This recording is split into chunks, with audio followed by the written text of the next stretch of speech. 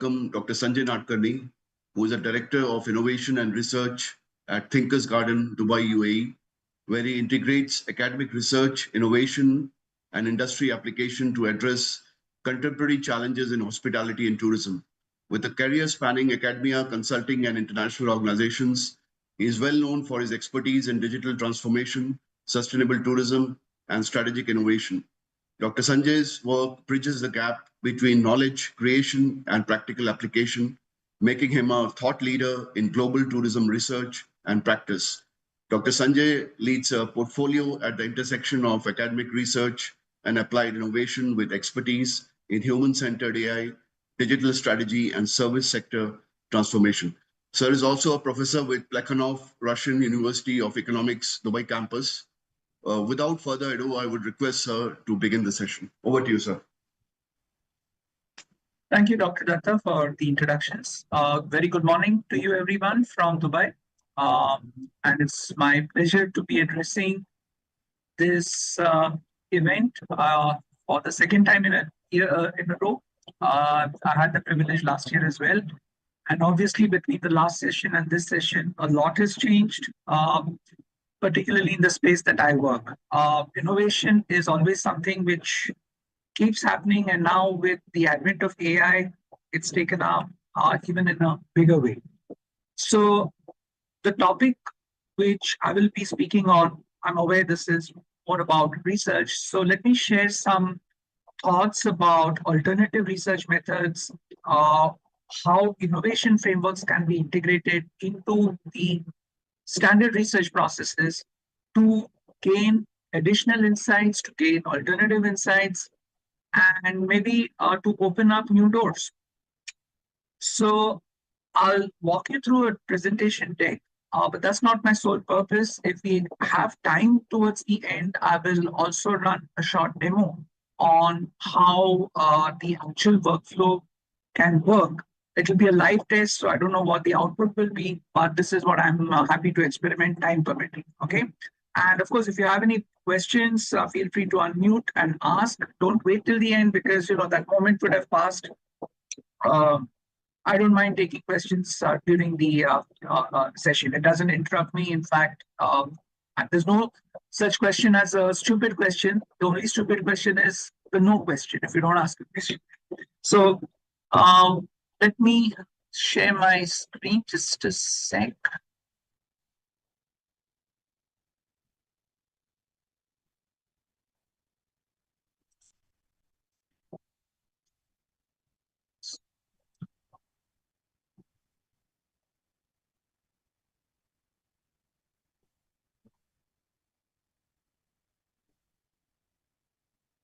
All right. Are you able to view my screen? Yes, sir. Okay. Yeah. Let me also just ensure that my chat mode is on. In case you're typing in any questions and if I don't respond, please feel free to unmute or to ask one of the coordinators because sometimes during presentation mode, the chat doesn't show up instinctively, right? Cool. So the title was already introduced. I have been introduced. Let's move on then.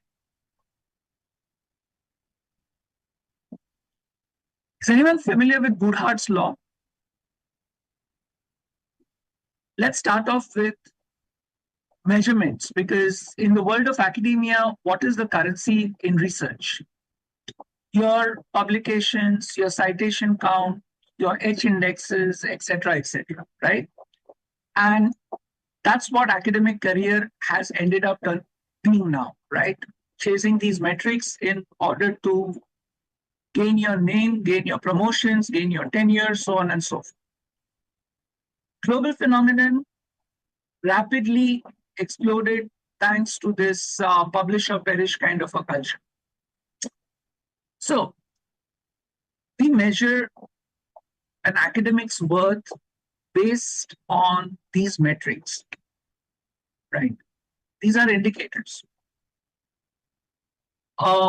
Some of you may be familiar with Professor Higgs. He's a Nobel Prize, he sadly passed away.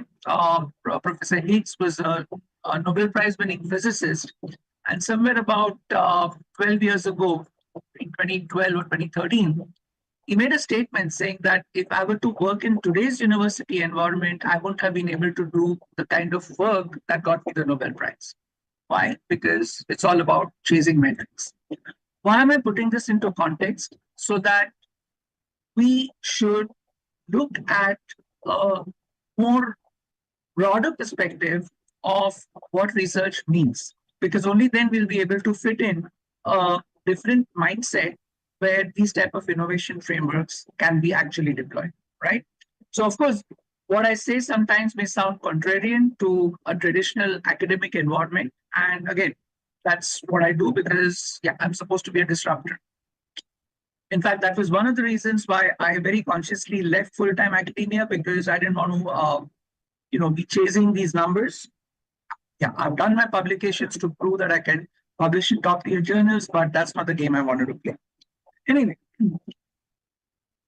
the next slide I want to talk about is what we call the Dunning-Kruger effect. Again, this is something I'm trying to create a narrative before we move into the actual innovation processes. What is the Dunning-Kruger effect, right? When we know a little of something, we think we know everything.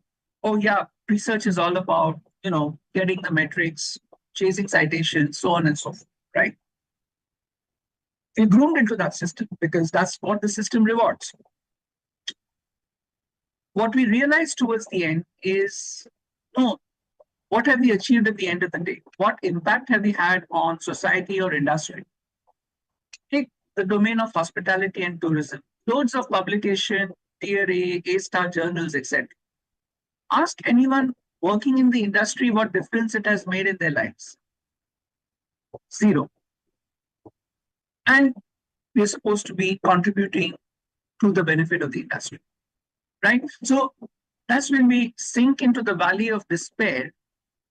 Gradually, we begin to realize chasing these metrics is not worth it. Now, what do we do? Okay, if I don't chase my metrics, I will not be tenured. I will not get my promotion. Maybe I might even be fired from my job because my KPIs are all based on my publication metrics, right?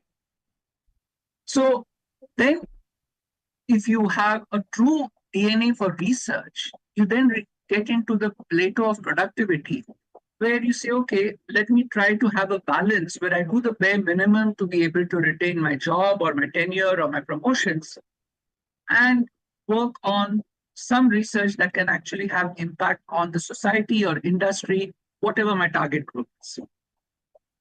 Right? So I'm contributing a new body of knowledge, not just by doing some literature review, citing one another, etc. To play a spoof, now because of AI being so advanced, particularly generative AI, at one of the conferences I was invited to speak, I demonstrated an agentic workflow where one AI agent writes a paper, another AI agent reviews that, acts as the editor, the third then passes it on to a reviewer. Within 10 minutes, paper is written, editor assigns to two reviewers give feedback. The author agent revises the paper, resubmits it, accept. Yeah.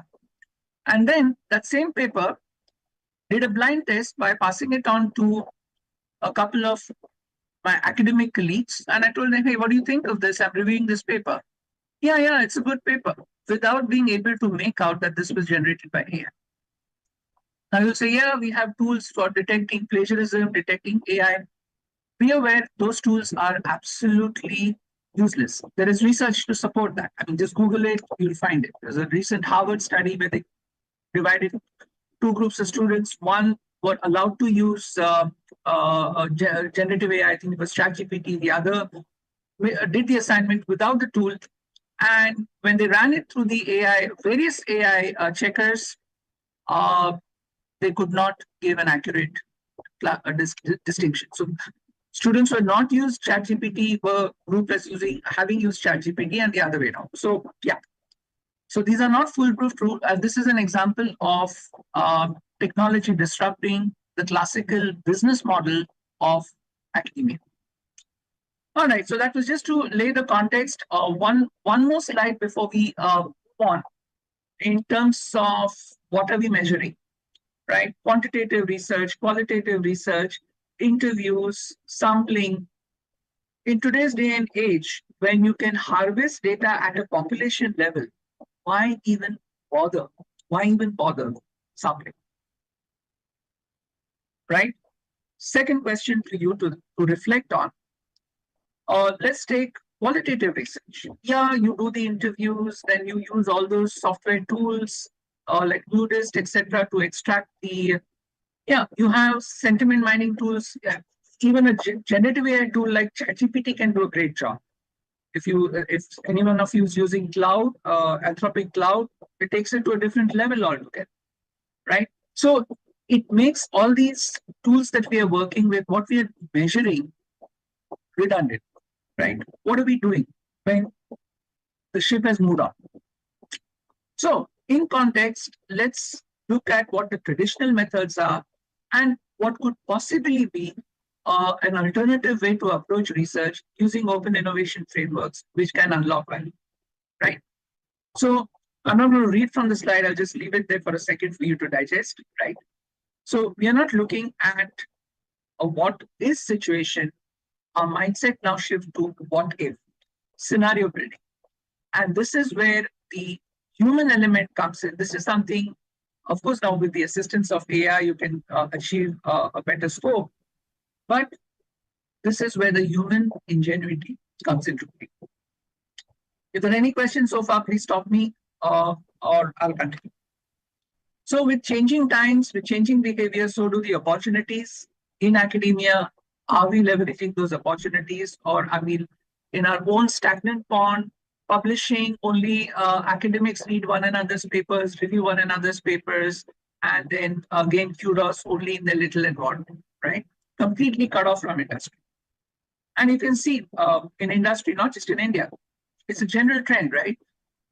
Graduates are incapable of doing what they need to do because they're not equipped with the skills. So I'm not going to dwell on this, but this picture, I mean, you can Google it. I mean, it's a pretty well-known issue, right? We'll come back to it in the end if time permits. But remember this plane, what the red dots denote the bullet holes, okay? And there's a story behind it. Anyone is aware of this story? If yes, yeah, great. If not, Google it if you don't get time to come back, all right? Cool. So let's now come to research from a paradigm of creating value. What is the value creation versus value capture? You take the example of an airline, right? Does airline create value? Yeah, definitely. It connects places, right? It allows mobility of the people. What is value capture? What value is it able to capture? Is it high or low? It is low. Why? Because airline margins are very thin. They have so many regulatory compliances to look after, right? No airline, I mean, you look at the airline industry globally. So many airlines are started, within a few years, they go bust.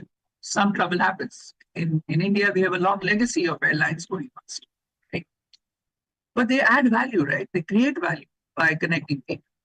Now, take the example of Google on the other hand, right? Or Meta.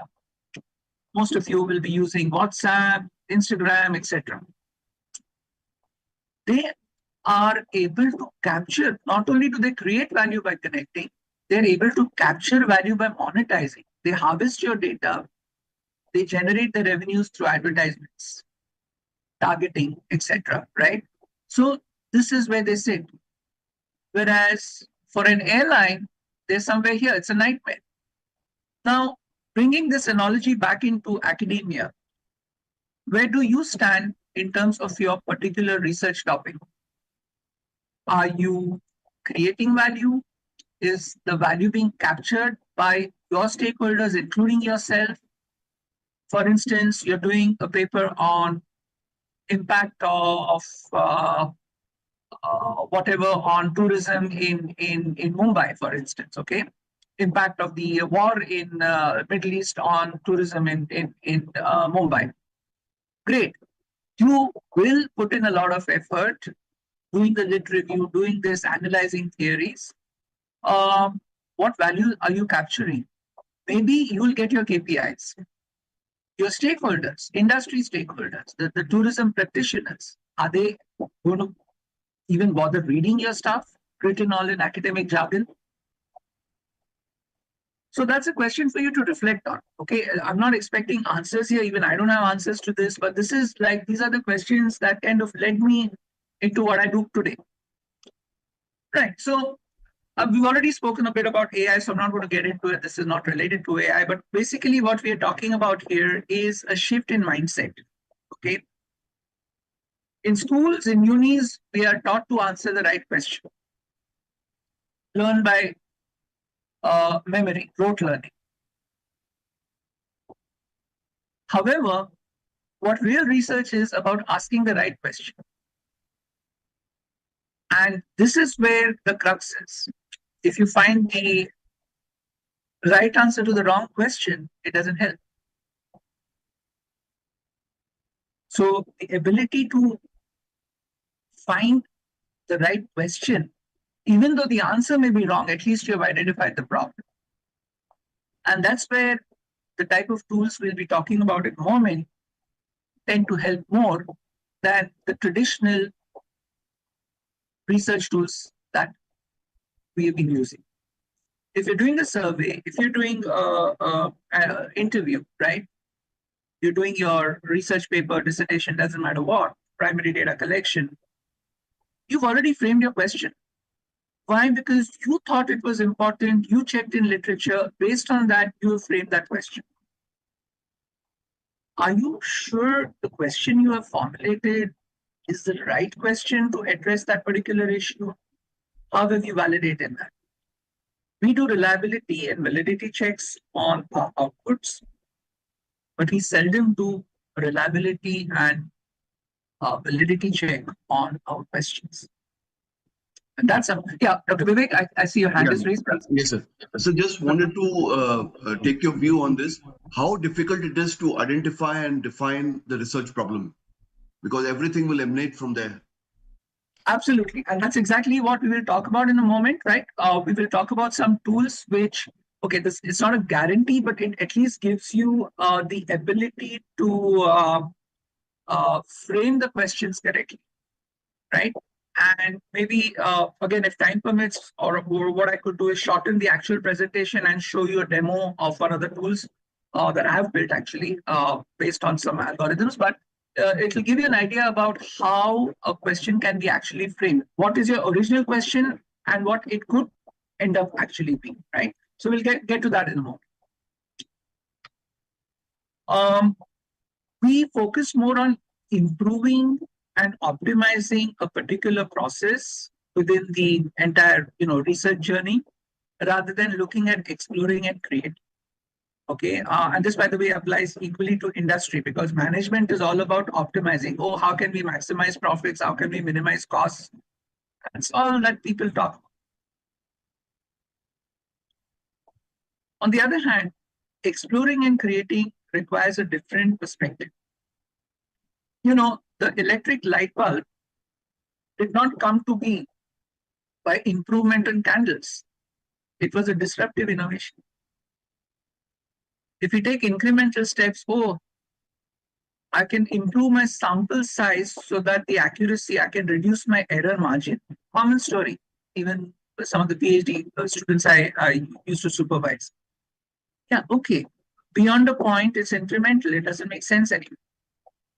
Same with interviews. Oh, the more the better, right? Because I can reduce the variability. Yeah, but you're not breaking any new ground. It is, at the end of the day, it's still the human vagaries when they respond. Typically, when you give a survey, either people will not respond at all, or even if they respond on a scale of 1 to 5, 3, 3, 3, 3, 3, just because it's easy. So are you really capturing what you're setting out to do? Question, right? So we always tend to over-engineer when a more simple workaround is possible. In the days when I used to review papers, I've stopped that now, by the way, because I'm just okay. Let's not get into that. But in the days I should review papers, yeah, structural equation modeling used for what? You authors just want to demonstrate that they're able to use structural equation modeling without even realizing that that's not even the best fit for the question at hand. You can do this way more simply. I had a paper which I reviewed where they had access to the entire population data, right? And still they chose to do inferential analytics using SEM. Why? You have population level data, just descriptive stats is good enough. You don't need to generalize by taking a sample, right? And the fact that journal editors, I won't name the journal, but it's one of the top ranking journals, not top, I think it's A on the ADCB list. When I stop for the editor to even accept this for a review was, shocking to me. Anyway, so this is the result of finding the right answer to the wrong question. An example. Another example. Right? Because we are trained to give answers. Here's the question. This is the answer. Why has this situation prevailed? Look at academia. Globally, particularly in India, everyone wants to maintain the system. Nobody wants to talk about change. It's all about, oh, this is the way things are done. Have you questioned? Fine. Oh, yeah, because this is the way we are evaluated. This is the NCR rankings or whatever. And everyone has excuses just to hold on to the system. So therefore, the needle never moves. You keep doing more of the same without realizing it's not adding any value. So I'll begin this introduction by playing a short video to the systems that we work on, right? And which have a good record of giving results. Do let me know if you're able to hear the audio because I've enabled it, but sometimes if the audio is not available, it happens sometimes. So let me just play this video and after that, we'll get into the process. So in the Innovation Hub, we work with the following workflow. We start with the opportunity space. Oh, sorry, just a quick interruption. So this is my partner, Rene Masati. He's based out of Vienna. So together we co-founded Thinkers Garden. And it's a boutique research cum consulting entity. We focus on innovation frameworks. So this was an introductory video where it all started. And then since then we have evolved. This was about 5-6 years back, okay? Just by context. So just so that you want to. Which leads us to the problem solution fit, which leads us to the solution market fit. And the whole process actually works like a funnel. So we use innovation frameworks such as futures thinking to map into the opportunity space, design thinking that maps into problem solution fit, and agile processes which look at the solution market fit. So it's all about build, learn, act. Okay. So this is where it started. What you see on the screen are 3 separate processes. And what Rene and I did was to integrate it into one workflow.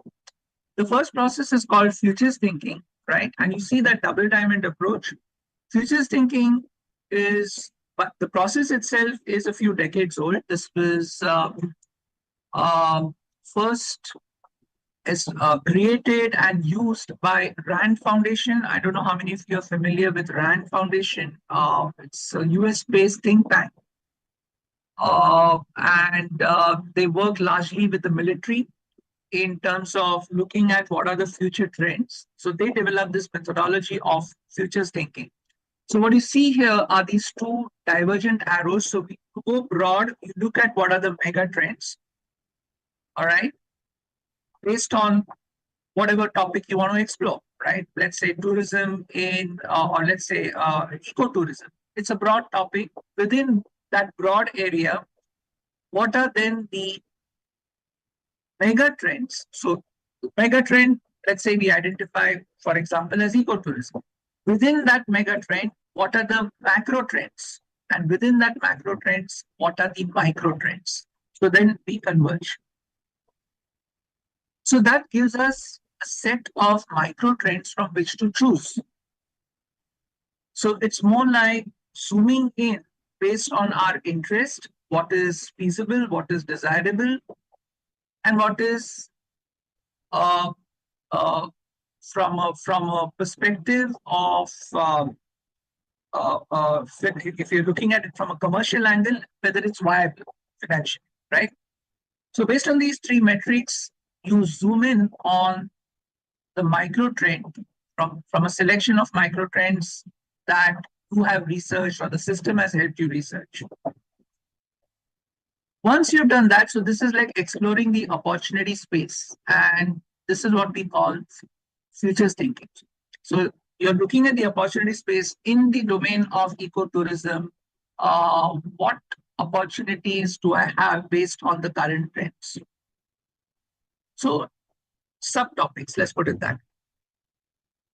Then you identify the one that either suits your purpose, suits your context, based on these three variables, as I mentioned: desirability, viability, and feasibility.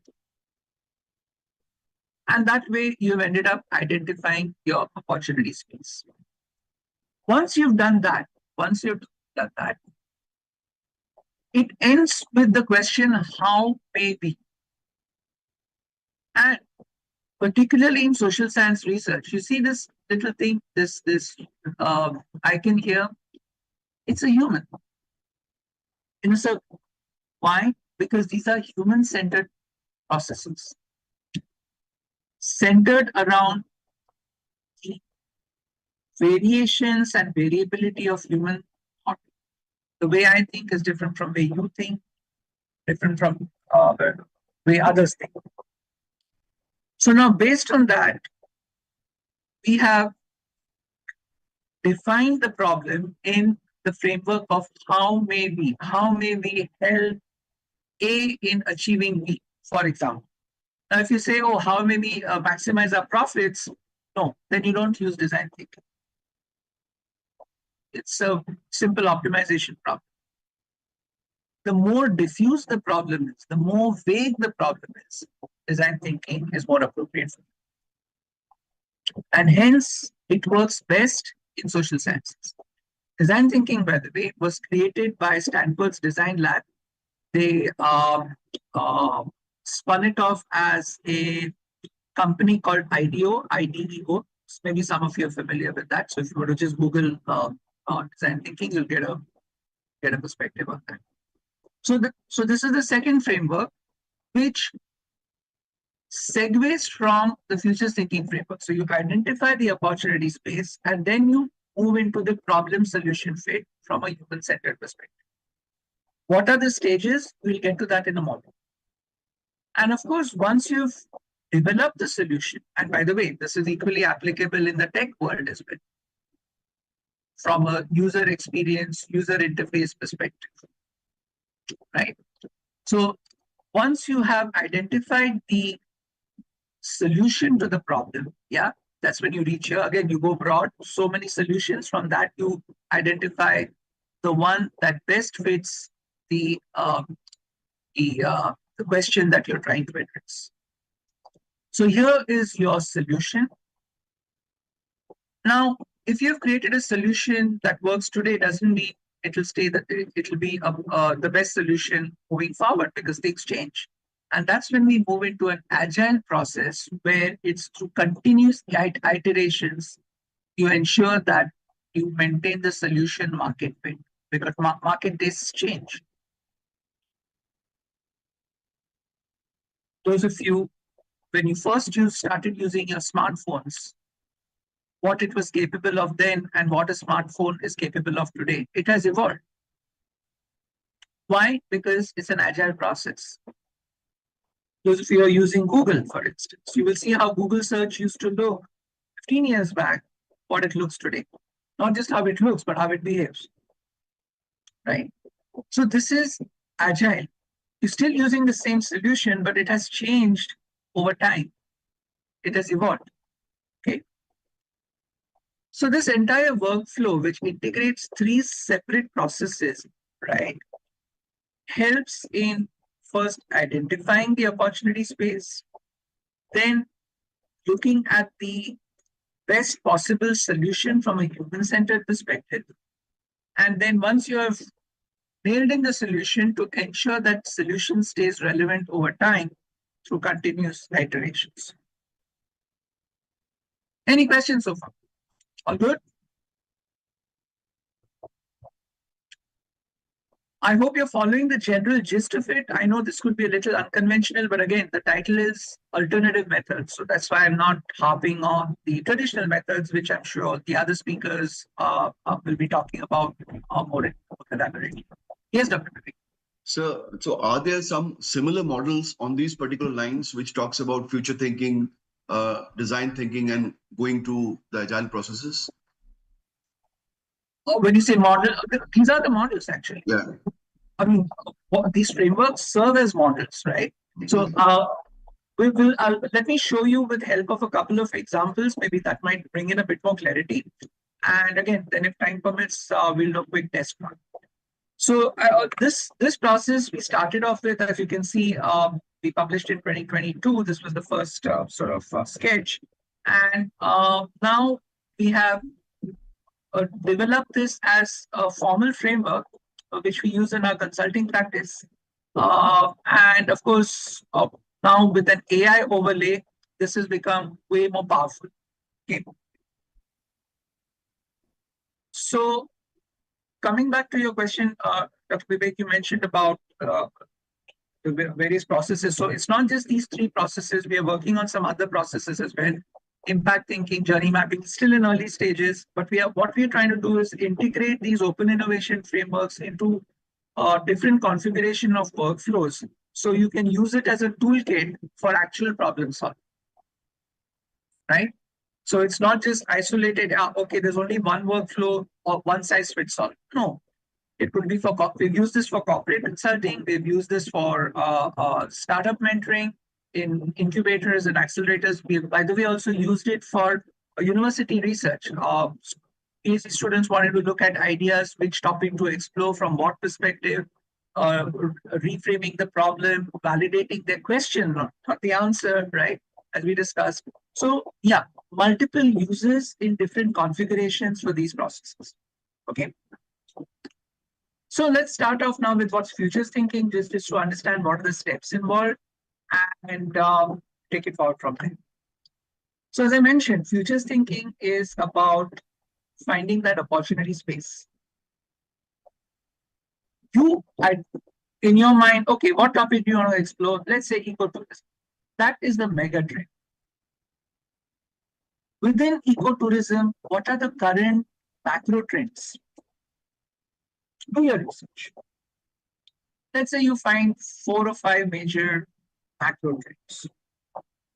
Okay, within ecotourism, conservation, this, that, whatever. And within those macro trends, let's say you identify water conservation, resorts, for example, right? Drill it down. What are the micro trends? What is trending in terms of water conservation practices in resorts?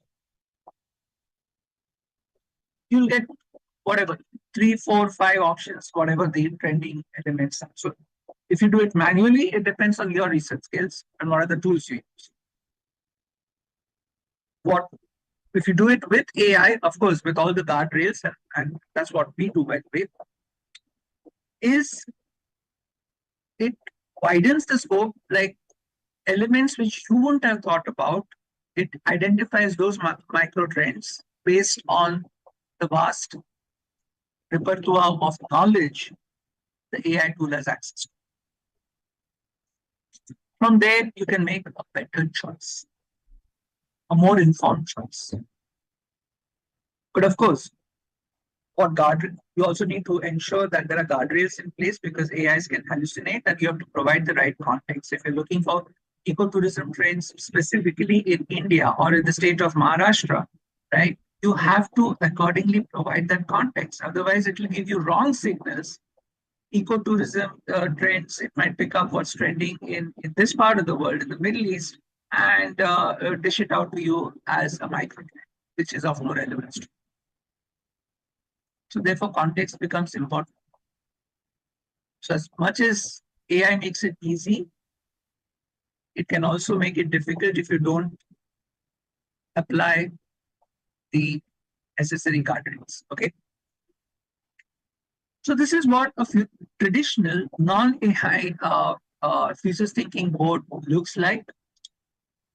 And I'll show you some images of actual examples, right? So you identify what is the mega or macro trend you're looking at. As I said, ecotourism can come here. Or let's say food. Food. I'm giving you this example of conscious eating. Okay, so let's say conscious eating. What is conscious eating? It could be about food waste. It could be about eating healthy. It could be about less harm to the environment, to the animals, etc. Yeah, there are several. So those will come here. And then within those, you will find micro trends. For each of them, there'll be some micro trends. So let's look at the example. Here we have conscious eating as the mega trend. Within conscious eating, the macro trends are food for climate, lab to table, so that way you're not harming the environment, lab generated food. It's a different matter whether it's healthy or not. We're not getting into that, right? We're just talking about the trends. Performance food, high protein, this, that, whatever. And food fashions, like, fusion cuisine and this and that, right? So this was identified using certain databases, right? Paid access databases. So yeah, this one's laptops. Yeah. So this was identified using certain databases. As I said, this is pre-AI, right? So this particular poster, I will stick it up here. This is the mega trend. These particular elements, which you can see here, food fashions, yeah. Food fashion is one of the macro trends that was identified. Here's the description of that macro trend.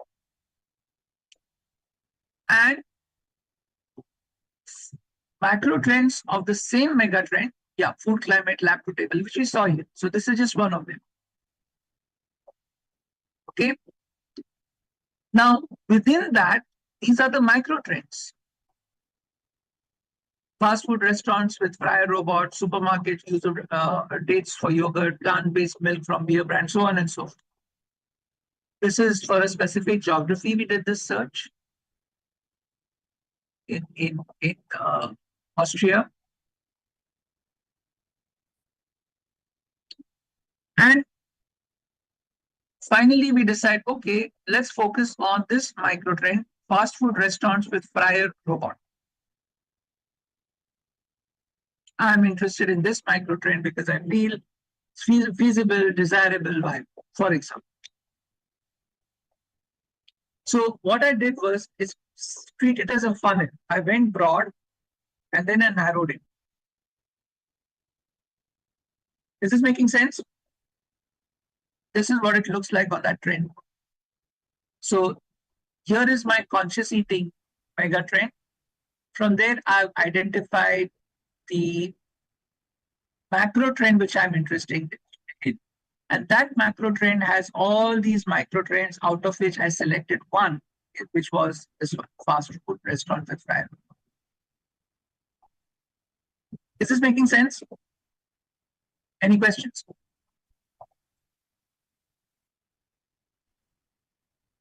Yes, sir. Yes, So are we following a funneling approach, like a zoom lens approach, right? Going from mega, then macro, and then macro? Absolutely. You can look at it as a zoom lens approach. You can look at it as a funnel approach, either which way, right?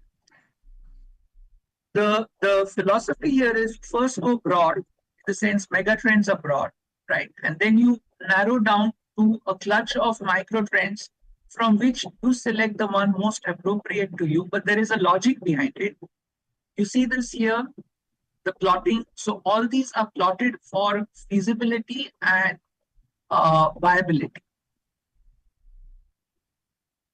So you see these dots, each with numbers. They each represent one of these. And then the ones that are here, you select from here. So number 2, that was this one. Okay, so that way you are kind of ensuring, particularly if you want to found a startup or a commercial venture, this becomes critical because yeah, you may like something, but if it's not feasible or not viable, you're going to be in a yes, Dr. Jognath, please. Sir, I have one question related to AI. Like sometimes, like we are working on some research topic, we used to like take the help of AI to like idea generation or like how to go with our research. So, is it acceptable that if we use the AI for like idea generation or like new ideas which we are thinking of like doing the research? Okay. My counter question would be acceptable to whom? To the editor? Acceptable in academics, like submitting in the research journals. It's a very gray area, to be honest. For instance, I'm on the, as I said, I don't do this for a living, but occasionally I still do publish articles. And let me pull it up for you because this was something I was working on yesterday. Since you asked that question, I hope it's still on my screen. Second. So previously, publishers like Emerald, they used to ban the use of AI. And I was very surprised to see the submission guidelines. Let me just pull this up a sec. I would like sec. I'll share that link with you, but you can go to Emerald. Acceptable use. Now they're vague about it. They say, yeah, you can use AI, but within limits. Like use it with. So they know they cannot control it anymore. Okay. Right. So yes, people can game the system. You can have an entire article written by AI. Okay. It could be your idea, and AI can write it. Is there anything wrong in it? No, sir, no any wrong in it. But sometimes we are like short of ideas. Then we tend to like give some prompts to the chat GPT to help me to like generate few ideas. And if we are picking some idea from the chat GPT, like whatever the idea that and that we are working on that idea. My question is whether it is acceptable in academics or publishing in a research article. See, in publishing, if your article is up to the mark in terms of the peer review, okay, for them it doesn't matter where that idea came from because I mean before AI, okay, you chose the topic based on what you liked, right? yes. So there is no process in the review mechanism or the editorial mechanism which asks you to identify where you got that idea from. Yes, sir. Right. So therefore, you're perfectly in the clean. In fact, it's reached a point. I'm trying to find this the author guidelines. When yeah, it's right here. Somewhere, yeah, you see this Emerald's policy on AI usage. Yes, sir, we can see it. Yeah. So, I mean, as I said, I don't publish that often because I'm not in this game. But last time I looked at this, this was about, I think, a year and a half ago. Use of AI was banned. Okay. And look at this today. Oh, authors and peer reviewers are responsible and accountable. AI tools and technology must be used responsibly and transparently. Yeah, okay. My way of responsible may not be your way of responsible, right? So it's all vague. Yes, sir. And this is coming from a respectable publisher like Emerald. So Thank you, sir. That's where things are moving. So the point I'm trying to make is our focus on these metrics of publications.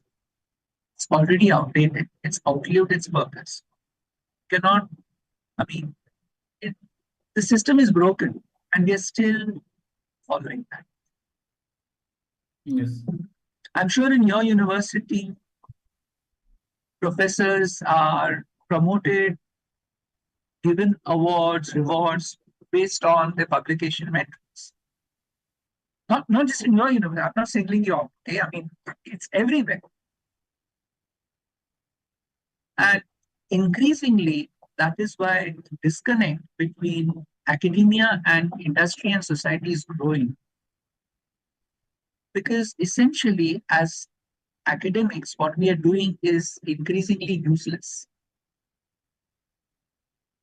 That is what I'm trying to challenge. I mean, not I as an individual, but yeah, there are people like me who moved out of academia or at least full-time academia. I've retained my professorship at the branch campus of a well-known Russian university here in Dubai. Because my deal with them, listen, I'm not going to be publishing for you, and they're okay with it. They respect that because I bring them value through creating these innovation spaces. I actually build an innovation hub. That's what I do. No. Right? Just to give you that perspective. So we digressed a bit, but I hope that answers your question in terms of whether it's acceptable. So yeah, short answer, absolutely yes.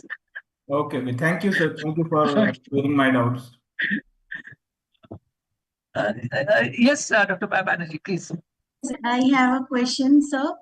Previous slides you have explained about design models, right? Future design models. So actually me and Vivek sir is working upon qualitative based research.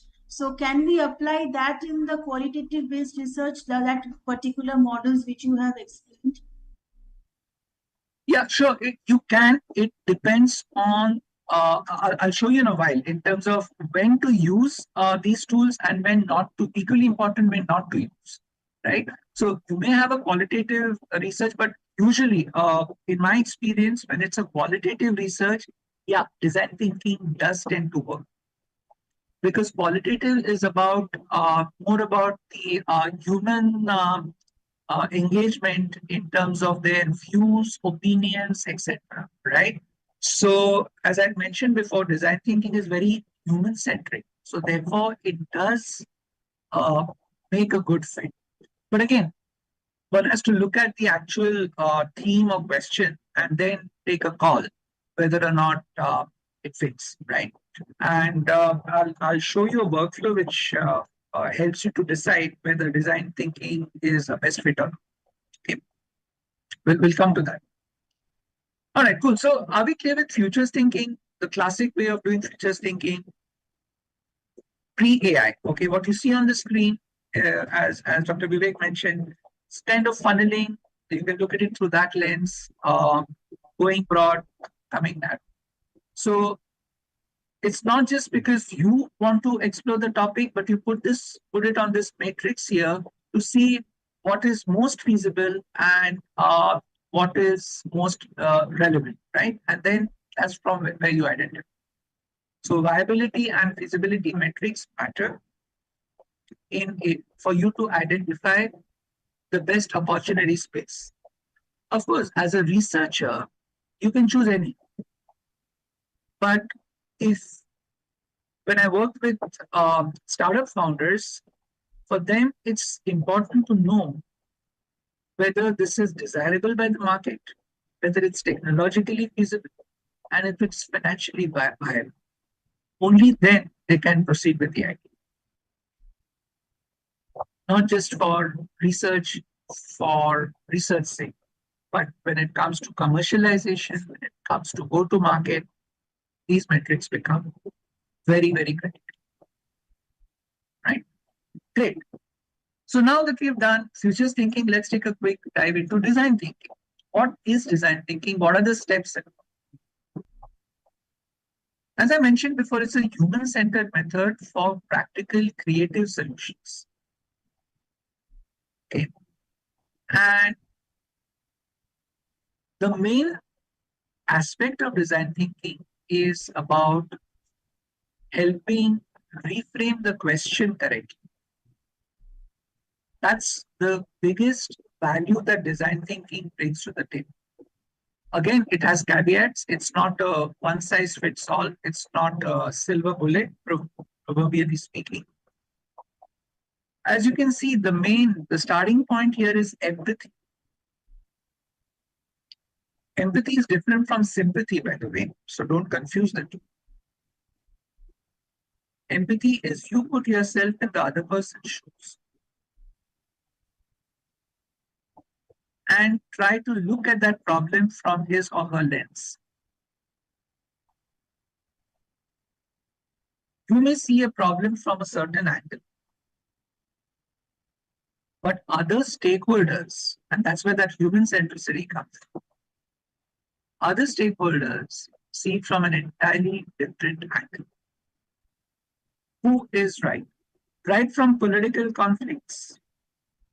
Take the case of Kashmir in India-Pakistan context, what's happening now, Iran, Israel, US, to business problems, to social problems. If the adversary, oh, by the way, this also forms a part of strategy. You put yourself in other person's shoes and look at it from that lens. You will know exactly where your adversary's weaknesses are. So it can be played both ways, to resolve an issue or to win forcefully.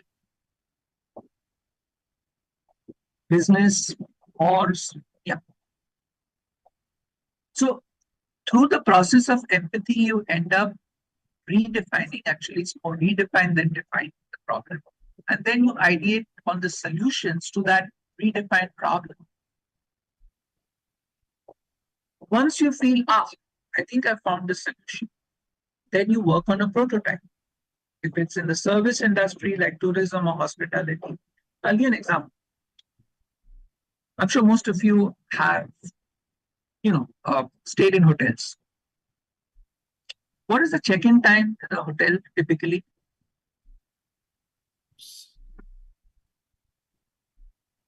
12, Check-in, check-out. 12 p.m. 12, yeah. 12, some hotels say 2 p.m. Right? Yes. Check out 12 p.m. sharp, you're thrown out. Or else you pay. Okay. Why? Oh, we have to turn around, clean the room, etc. Great. Forget AI, before property management systems were there, those of you who are like me, old enough, would remember that hotels used to have those keys, physical keys, which you had to deposit at the reception while going out, and they would put it in those holes. Manual process. At that point in time, it made sense to have 12 p.m. checkout so that there is enough time to clean the room, because you don't know which guest is leaving when. Today, why today? Even yesterday, before I'm talking, there's no AI, even without AI. We've had property management systems for the last 30 years.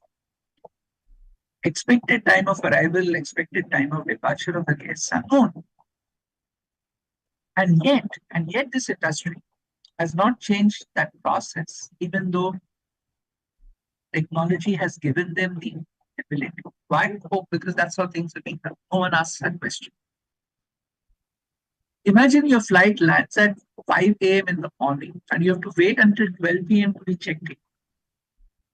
Yeah, sometimes if they're kind, yes, room is available, we'll try to get you. But they make it look like a favor. Why? Because in their mind, they have to bill you. You're paid only for one night, so 24 hours only. That's the calculation they have. They can give the guest the option on a prorated basis. They don't. So classic example where, because the hotel has the bigger power, they are giving you the room. They won't put themselves in your shoes as a guest to see the inconvenience you're facing by having to sit out in the lobby till check it out. Even though the solution is there. Right? So if you put empathy into place, you say, yeah, okay, yeah, let me look at it from the guest perspective. And this is where the failure point occurs, because each one sees the problem from their angle. So for the hotel, yes, it's efficient for me because I know my guests will be checking out maximum by 12. If they check out earlier, even better, I don't care. But I won't let them check in before that because it's convenient.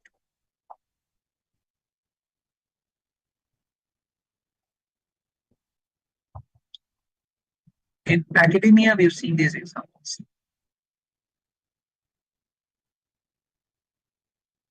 Students trying to get hold of faculty are too busy, they'll reply when they want, etc., etc. Without realizing that student's deadline perhaps depends on the prompt response from the faculty.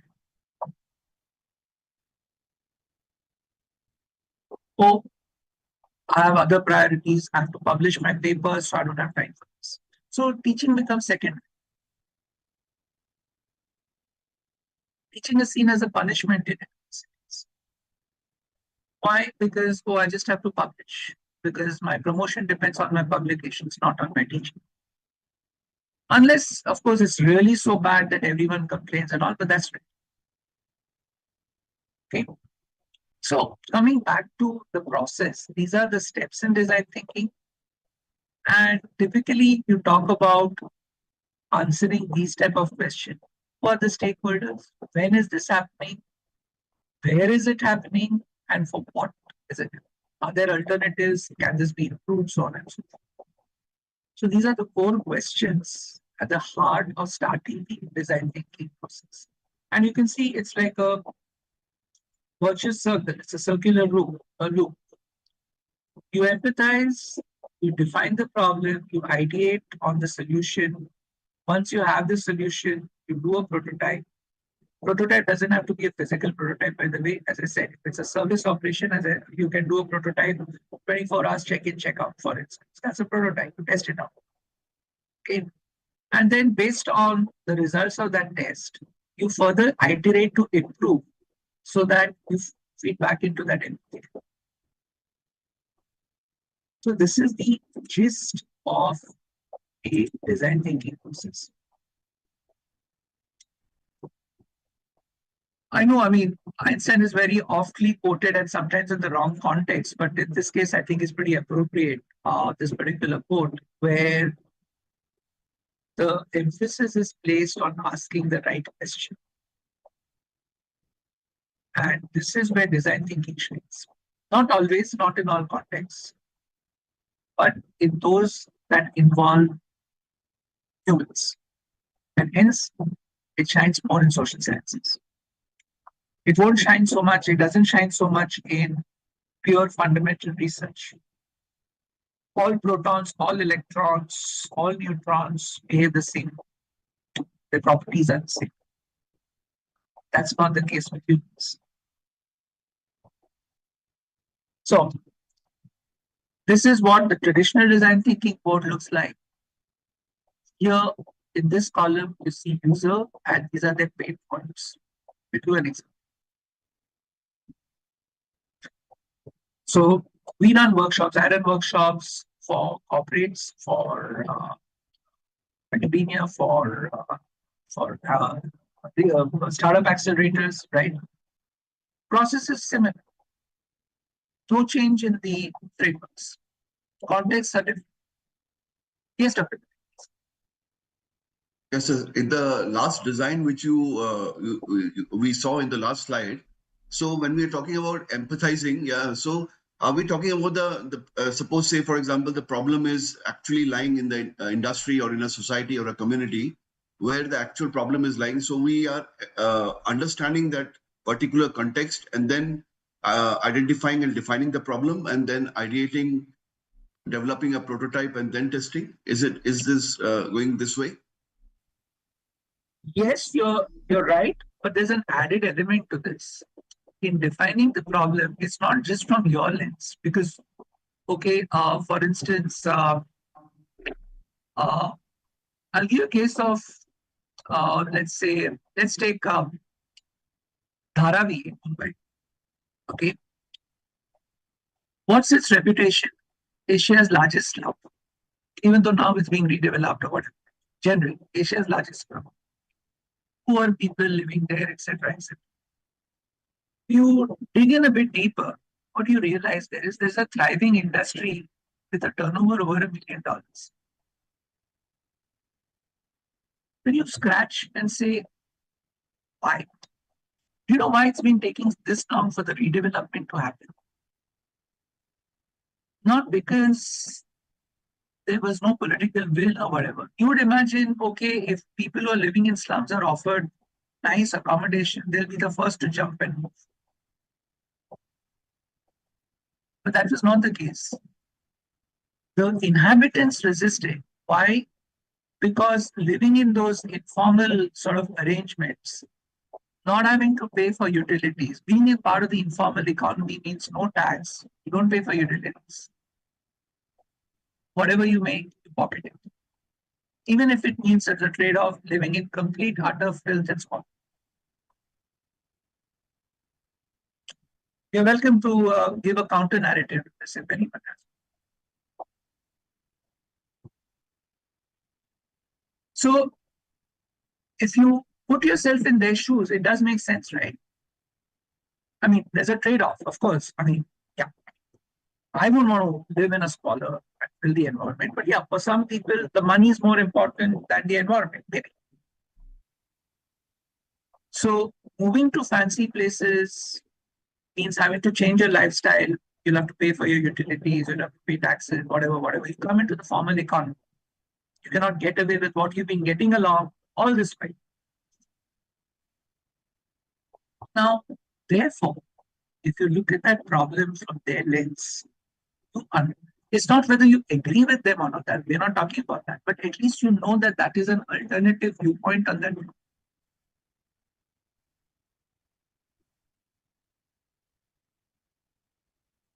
Does that sort of answer your question, Dr. Vivek? Yes, sir. Thank you. So let's come back to this first step. What is your problem? So this process helps us in refining the problem. So you see, here you put your problem, let's say unhealthy behavior in the office. Okay, general statement. We are having problems with unhealthy behavior in the office. People coming late, people being sloppy, etc., etc. So let's say the first user is the CEO or owner. Okay. What's your pain point? To ask your CEO, boss. Oh yeah, you know, my staff, they're all incompetent, they're late, they're lazy, they don't do their work, yeah, very inefficient. Right? Now you talk to the employees. Employees' perspective, we are not appreciated. We are made to work overtime without pay. Our pay packages are lower than the industry average. We're being squeezed for every bit that we have. For small infractions, we are penalized. We are micromanaged. There's a low trust environment. Situation clear? So, who's right?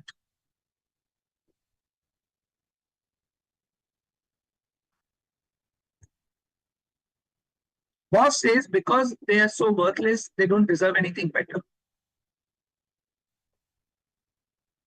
Employees say, this is the way we are treated. That's why we don't feel like giving our best. Who's right?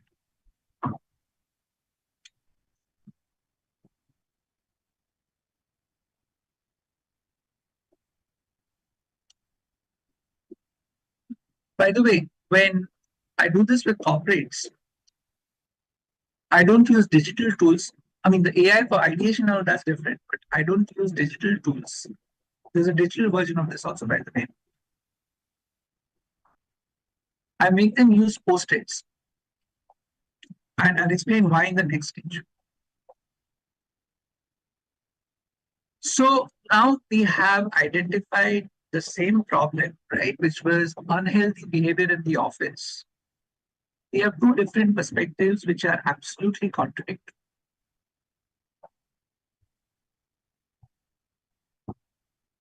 What design thinking helps you, and this is the most challenging part, it depends on the skill of the facilitator to quite a few, that's not the only determining factor, but to a large extent.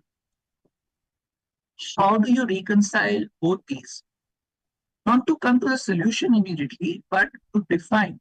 So you now redefine this statement as how might we solve this problem of unhealthy behavior for the staff and the CEO when there is such low trust. For example, now I just made this up, but of course it's a whole process to come to that. So that's why I need all the stakeholders in the room. Typically, when I run design sprints of 3 hours or half day, even 1 day sessions, the maximum time in that whole process goes on this, what you're seeing on my screen. Roughly,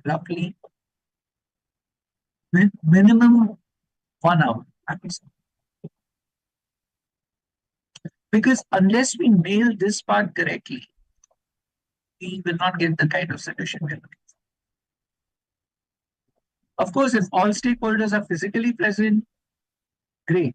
But sometimes, yeah, now here's an example, an actual working example. Fear of failure, managers, middle level managers, fear of failure, lack of culture within the group, etc. So, by the way, I've taken a shot from one of my clients. So the extended managers feel right understanding of governance is not there. There is no risk-taking behavior. Risk is not rewarded. If we fail in our attempt, we are punished, so on and so forth. Employee teams feel challenging the status quo is a problem. Lack of bandwidth, engage in something complex. There are no role models or benchmarks. So these are, so you see different stakeholders, different perspectives on that same problem. So after about an hour and a half of deliberation, right from the CEO, the vice presidents, to the junior most staff, the peon, put them in the room. It's a big company, so of course, in terms of the junior staff, we have a certain selection. And then based on that, we came up with this, redefine that problem. How might we solve the fear of failure for the extended managers, provided that it promotes entrepreneurial agility? I can see someone put something in the chat. Yes, Dr. Okay, it's your comment to the participants. Yeah, yes, sir. So does that make sense to you?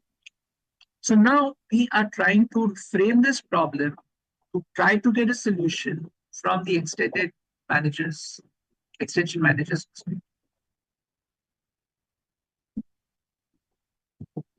Then comes the next stage. If you're dealing internally, all the stakeholders are in there. But sometimes we talk about customers, students. If students are not present at that session or customers are not present at that session, whoever, then we create what are called personas. Let me go to the next slide. Who is your user? From whose perspective are you looking at this problem? If you want to get a customer perspective, right? I mean, typically what would research methods do? Let's do interviews. Or let's do surveys. Here you build a persona. Who's your typical customer or stakeholder cannot be in the room during that session, right? You can have multiple customers because, yeah, you can have, like, for example, shoes are used by all age groups, right? So you can categorize them across different age groups. So you build a persona and you empathize with this persona from that persona's perspective who's not available with you in that research design thinking session. And here's a typical one. I'm Shivani, I'm in my mid-30s. Typical quotes, we are not outside, we are in view because we are too complex and traditional. So these are the pain points, these are the thoughts, etc. Fictitious persona, but typically exemplifies what the external manager's profile is. Okay, and hence we now reframe this as how might we solve the fear of failure for Shivani, that particular persona, that it, provided that she can experiment, explore new thinking. So giving that back. So the main problem would be solved. Why is this critical? Because the solutions that come up out of this, now you know we are solving for this particular context, which helps us to move to the next stage, is to actually build the solutions. Enough knowledge, enough context, now go ahead and actually build the solution. And this is where all those ideas for the solutions, and as I mentioned to you, I do for my facilitation sessions, I use post-its. You know why? Because when you're the boss in the room along with other employees or colleagues, if the boss, if this is a verbal session or if they're asked to type in, you can see who's typed what. Whatever the boss says is right. Right? No employee will want to challenge the boss. So even if the employee has a better idea or a better solution, then keep quiet. Oh, I don't want to contradict this. Or even if they say it loud, everyone will agree, oh, boss has said this, so that solution is the best. So to avoid that, what I do is I ask everyone on a post-it, just write down your solution to the problem. So I collect the post-it from all the stakeholders and then I stick it up on those boards.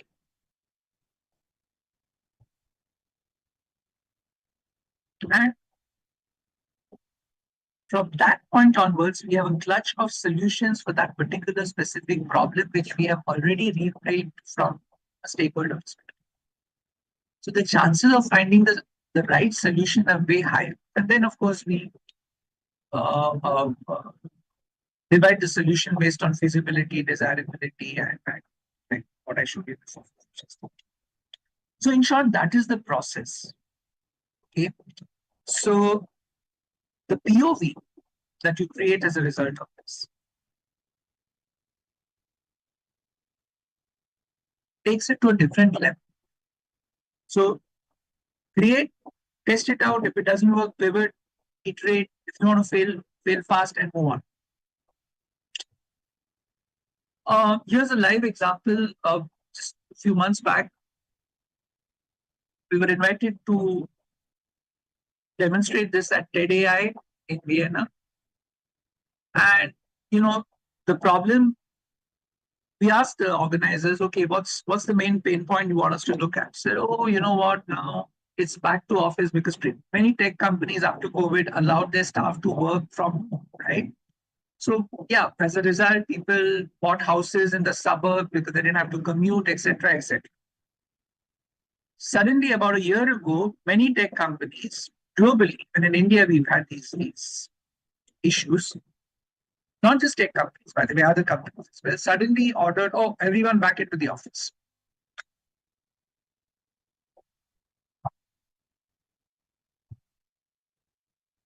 People were like, why?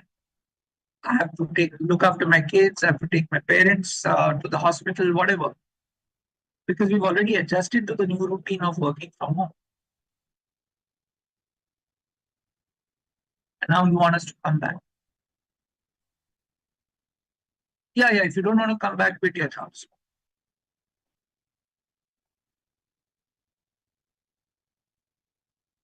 Is there a solution? So we brought people into the room, owners. Why? Why are you forcing people to come?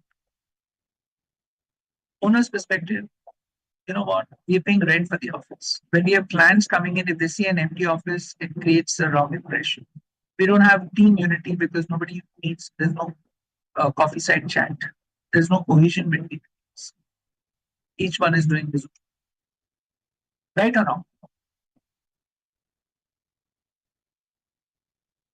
It's true, right?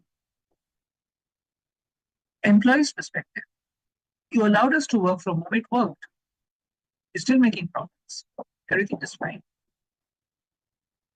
So we made arrangements based on all this, and now you're forcing us back to work. When we moved away, we bought houses in the suburbs, we've taken responsibilities which otherwise we would have alternative arrangements.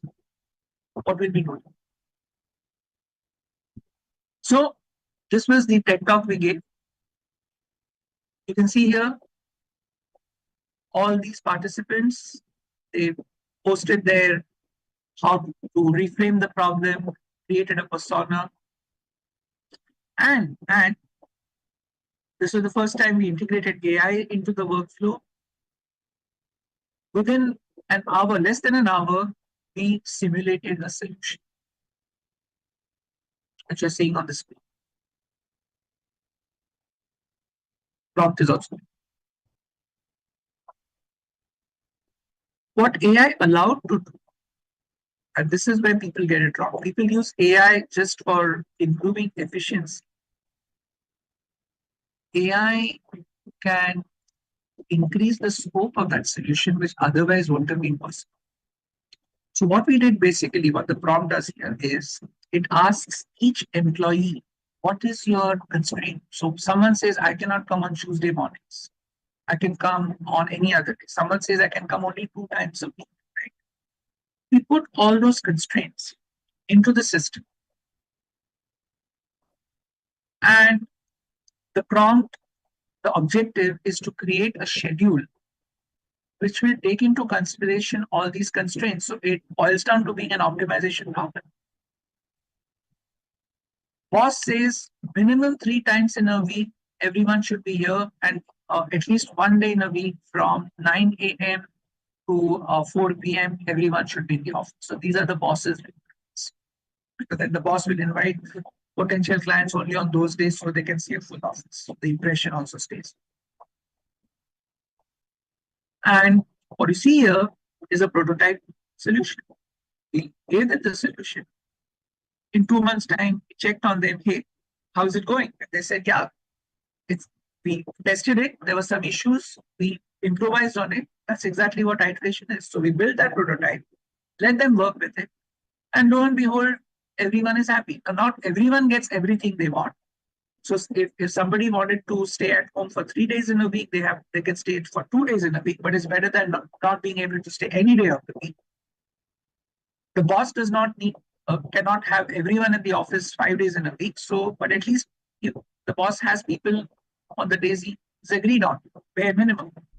So everyone takes some slice of the pie. Everyone is a winner here, not a total winner. So it's not a zero-sum game. I win, you lose. This is what empathy building does. Are we clear how this technique works? Are there any counter thoughts or perspectives? We can ask the participants to, if they have any queries. Participants, please, if you want to unmute and shoot questions, please feel free to do so, right? I'll come to the demo in a moment. So let me also alert you when not to use design thinking, because it should be considered like a one-size-fits-all. What is this? A fork. What is this? A bowl of soup. Can you eat the soup with a fork? You can't. So similarly, this technique is not designed for structured problems. Like I gave you the example. I want to maximize my profits, or I want to minimize my head count. No, then no, it's not designed. Design thinking where there's a human element called stakeholder empathy is critical. Otherwise, this is what we are doing. We're trying to fit a square peg into a round hole. That's what most of our today's processes are designed for. We still require employees to clock in at 9 a.m. And clock out at 5 p.m. or whatever, 10 to 6. Most offices. This was during the old industrial age when people had to work in shifts. And they're still adopting that. Why? Because it's been done. No one thinks why. In the traffic, making people commute, peak time, all this. Some people are not productive in the morning. They still have to slog it out. Yeah, I mean, So the bottom line is it's not so much about the tools, it's about your craft. Some things don't change. And that's where the tool versus craft argument shines. You're still using the same James clips, you're still using the same hair clips, still using the same pen. Why? Because they serve a purpose. They're not stopped serving. Is anyone familiar with Lavan's law? Those of you who are into organizational behavior, you probably will be familiar with this, right? Any organization is optimized to avoid change, resistant to change. And as a result, the system just rolls on. You throw more good money after bad, more good time after bad.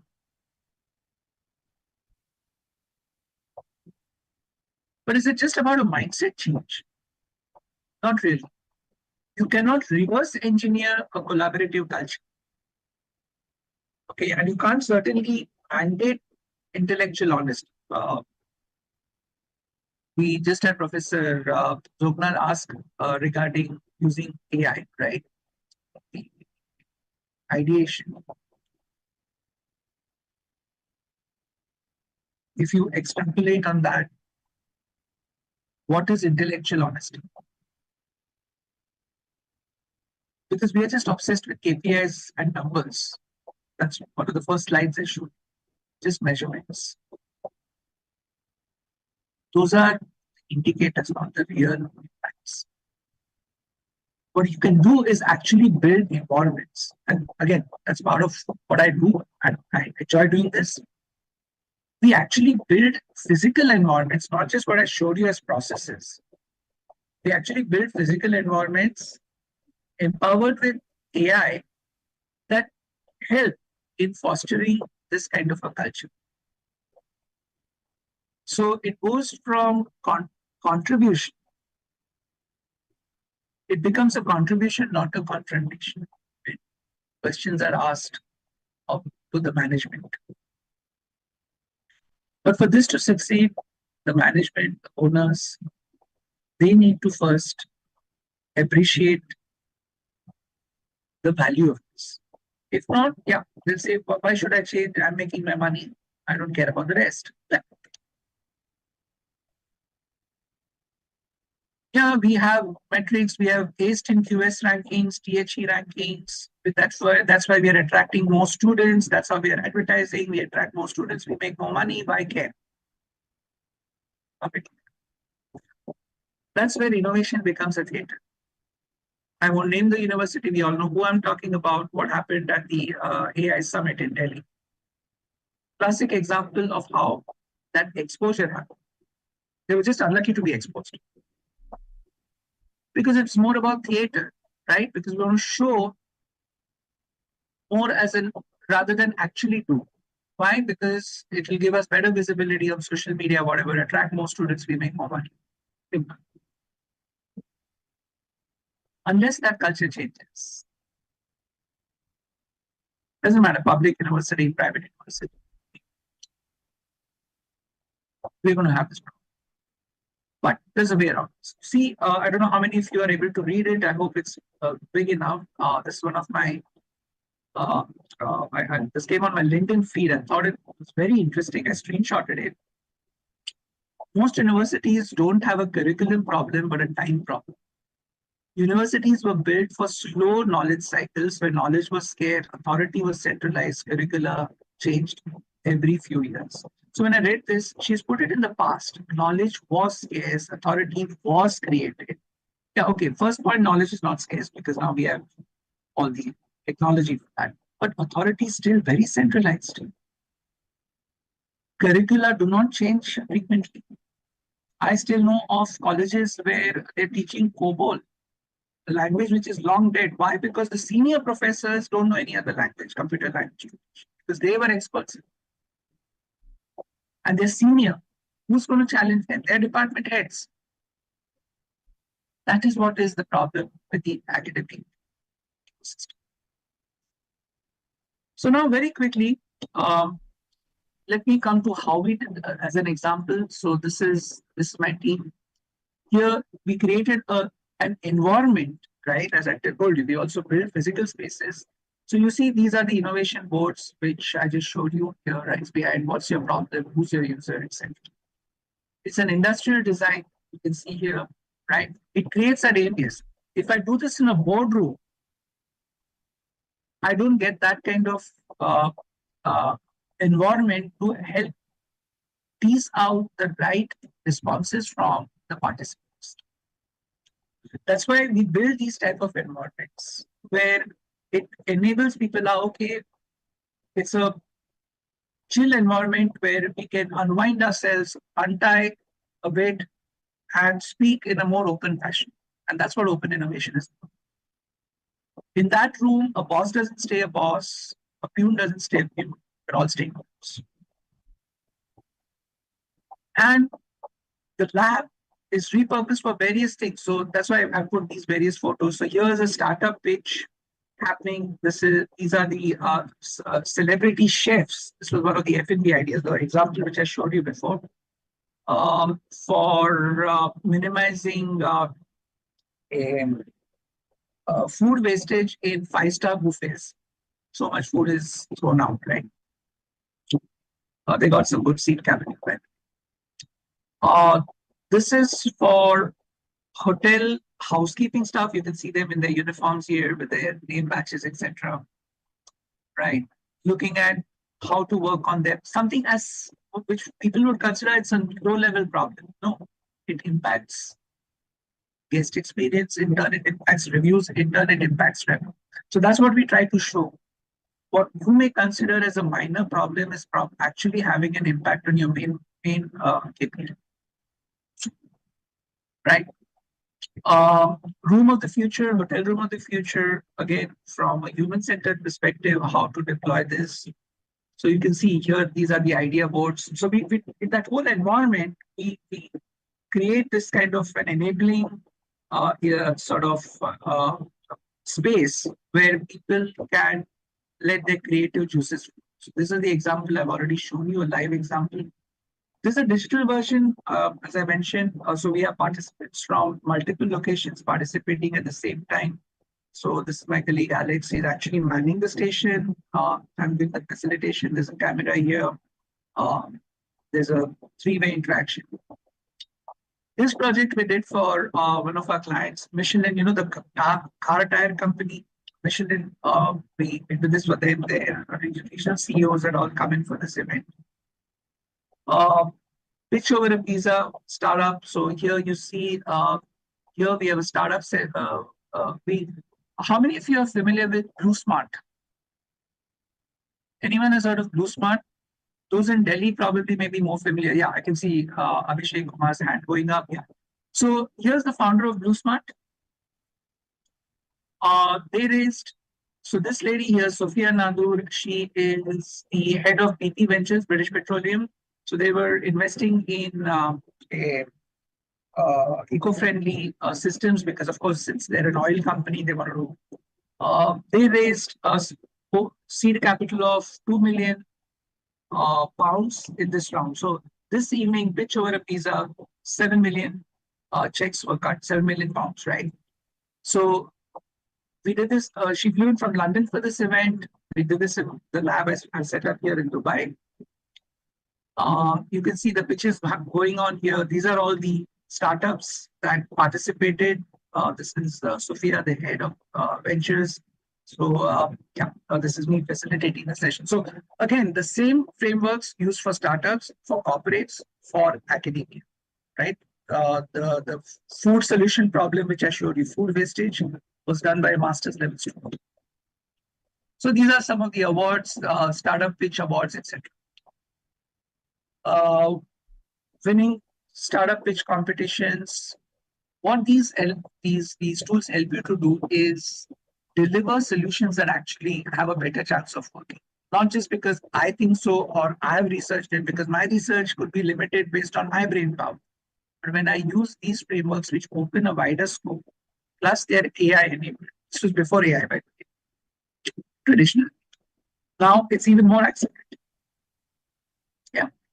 So pitching, winning, incubating, accelerating. In any context, academic research, corporate, startup. Okay. This is the framework that we have evolved into as Thinkers Garden based out of what we validated at TEDai in Vienna last year, a few months ago, last September actually.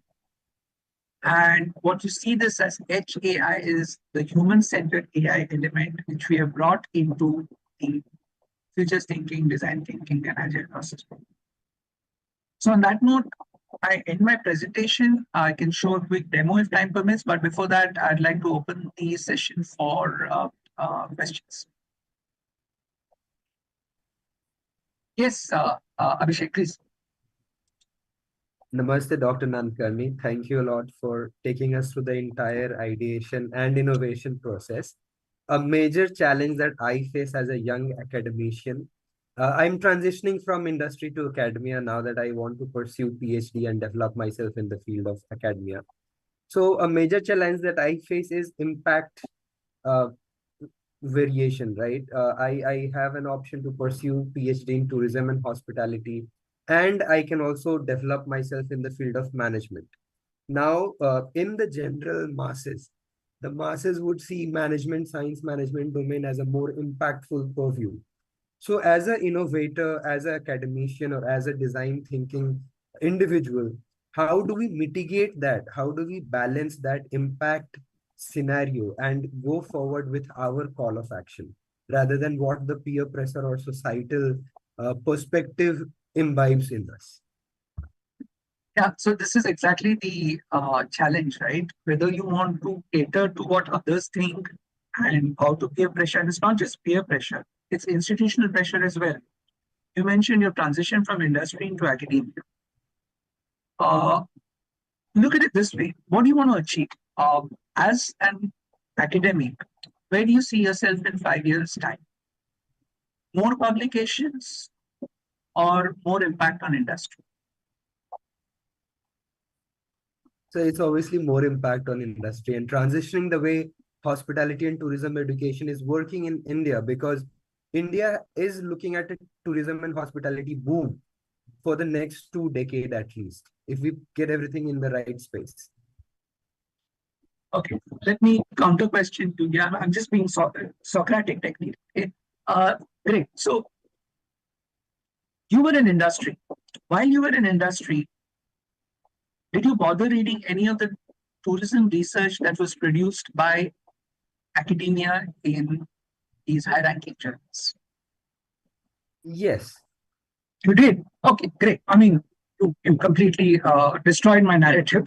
I'm glad you did. So I have been trying to balance academic pursuit. I have also written a few papers and I have tried industry, but I realized that the real problem cannot be solved from the industry itself, because the skill enablement of the students, we have a chunk of young youth who can be skilled not just for Indian, but the global industry.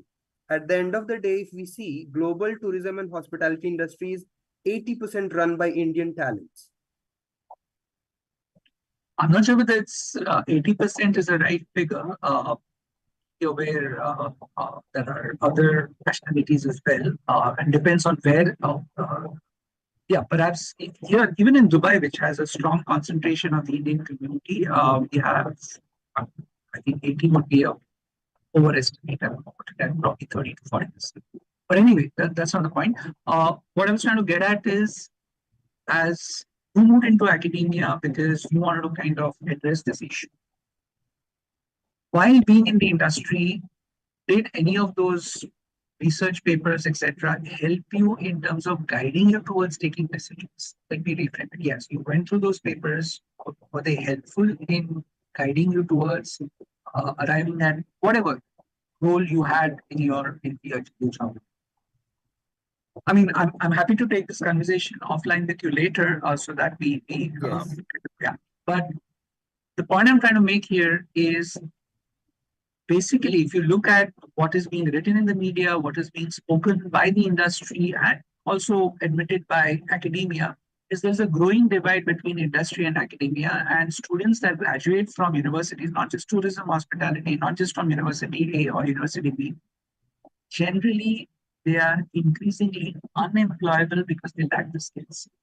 In fact, NASSCOM has already, I mean, they came from them that 40%, 40 or 60, I don't remember, percent of engineers that India produces are unemployed.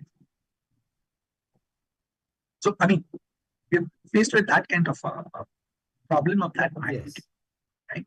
So, just a reflection on that. But coming back to your connection with design thinking or any of these processes, this is not something which is a silver bullet with which you change things, right? It is, it gives a better also could be a bit of a stretch. It gives you an alternative mechanism to arrive at solutions which are more likely to work because you have addressed, or at least you have tried to partly address all the stakeholder concerns. Does that sort of make sense? Yes, it does. It puts a boundary, a construct towards what we are trying to achieve. Exactly, exactly. Even though it's called open innovation, it does put that. Yeah, sure. Great. Thanks. I mean, any other comments or questions? I mean, please feel free to challenge. I mean, this is not something because I'm saying it has to be right. I love the challenge. You show me where this needs the argument needs to be improved, or there are some chinks in the armor. That's what open innovation is about. It's not like one size fits all, and I'm the expert or something. No, I mean, I learn along the way. I learn a lot every time I do a session. Doesn't matter for corporates, for universities, for whoever. It's always a learning. Dear participants, you can raise your hand or unmute yourself. The rights are allotted to you and ask the question to sir.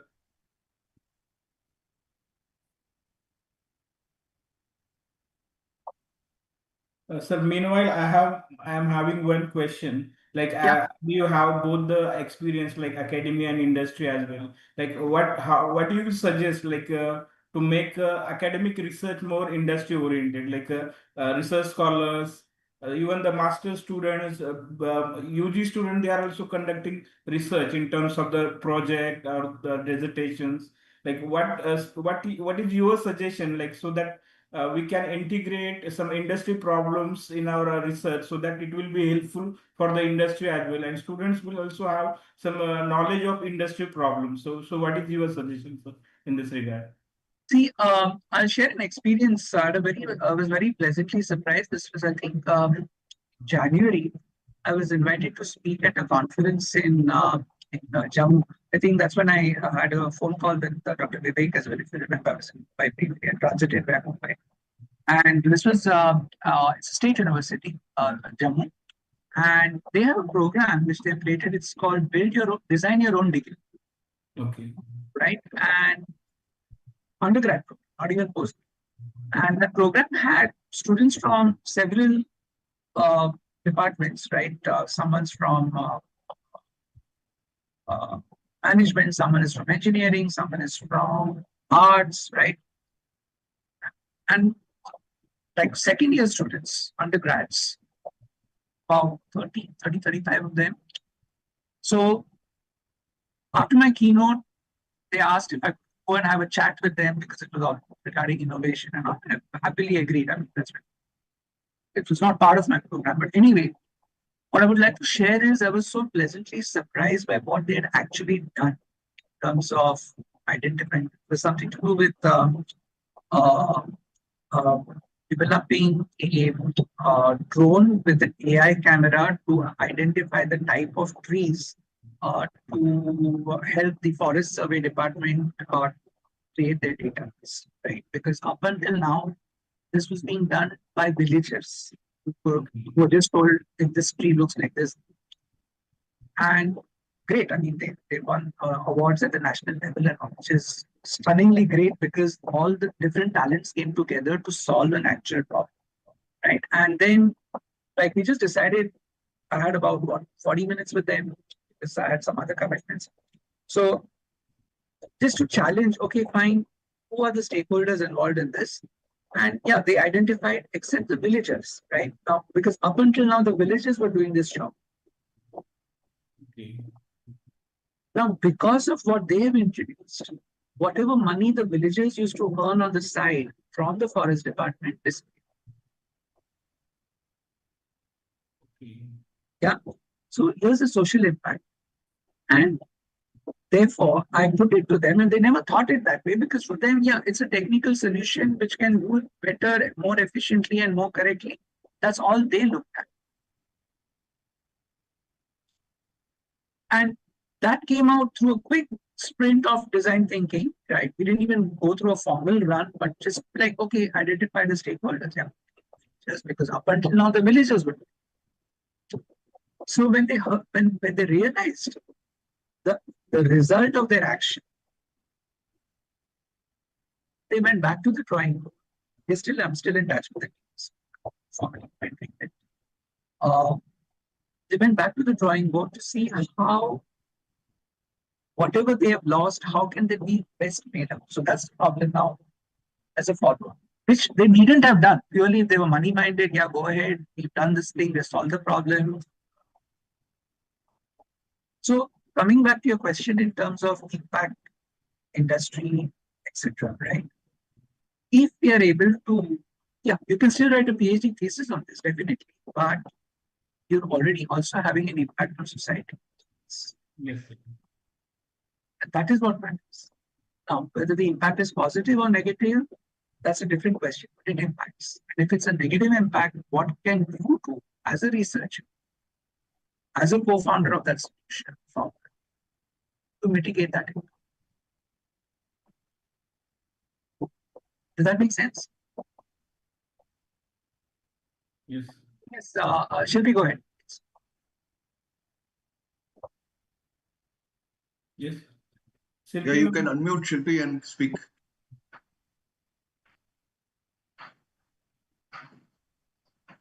Maybe by mistake, her hand must have gone up. Oh, or maybe Mike may not, because I can see she's unmuted but not able to.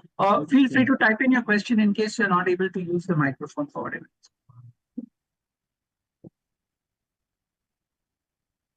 Shilpi ma'am, you are not audible to us. Kindly write your query in the chat box so that we can take up that query with the sir. Sir, meanwhile, I have a small question. Yeah, please. Yeah, sir, regarding we were trying to involve the students in community-based participatory research, where they actually understand the importance of both the parties involved in that particular research, but that is at a nascent stage. So how we can integrate this in our course curriculum so it can be, part and parcel of the curricula? Yeah, good question. In fact, I do work with universities. In fact, that's what I'm doing with Likano as well. So see, this is something more of a practitioner toolkit rather than being taught in a traditional way, right? Like traditional research methods like survey design, interview questions, right? There's a whole process. You have a whole semester's course, maybe an entire year's course on research methods and statistics. Right? This is more about mindset. Okay. What I have just explained to you all in the last hour and a half or so is pretty much it. Okay, that's a bit of an exaggeration, but within a day or two, right, you can equip the students, make them aware of what these tools are about, and then they're ready to be used. So therefore, integrating them individually in courses does not add value. In the background, in one of the courses, perhaps, or even right at the onset, as part of their orientation, right? Take them through this. That, okay, by the way, and because this is not just for their research, this can be used for general other subject areas. So once they are familiar or grounded in these tools or being made aware, then it's all about applying. And for that, it's them and their imagination, and of course, guidance from the faculty. So the core thing here, I mean, what way I have seen, what works best, we work with universities in some of the European countries. We work with the faculty first. Right? It's more like, okay, train the trainer is a, I'll say, remark, but we work with the faculty in terms of sensitizing them that encourage this not just as a topic to be taught, but within your actual teaching workflow, in your own research, right? Because then that is how you foster that culture. And that lab which I showed you, physical space, it does make a big difference, because if you do it in a traditional classroom where students are seated like this, yeah. So you see the configuration which I had in that design lab, different configurations, right? Group work, individual, U shape, as and how required, you can quickly change the configuration. So to get the most out of this, traditional classroom setting is not very optimal. Right? Of course, you can do the entire thing online, but that's not the same. I mean, creating a virtual environment. That's the next best thing to do. Sometimes some of our corporate clients, they say, sorry, we cannot come, so you come to us. Okay, then we have a portable version, but the boardroom, I tell them, is the last place where innovation can happen, because you are already in that hierarchical mindset where the boss will sit at the head of the table and all the other small low life will sit around you.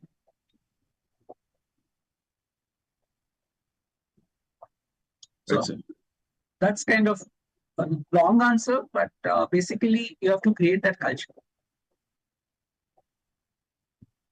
If I have time, I'll quickly demonstrate so you can choose. I mean, with the time, I think we still have about 15 minutes, right?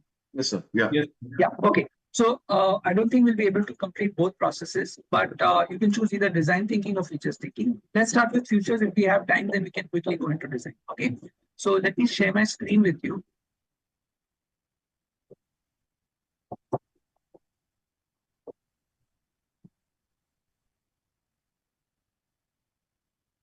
So this is the AI overlay. I mean, that's what I work on with my team mostly. You can see my screen, right? Yes, sir. So what you're seeing is my Gemini environment, and this is my demo account, which is a free account. My paid account. Nice. So even with the demo account, so what I've done is I've built some bots to help me in these processes, right? So let me select, for example,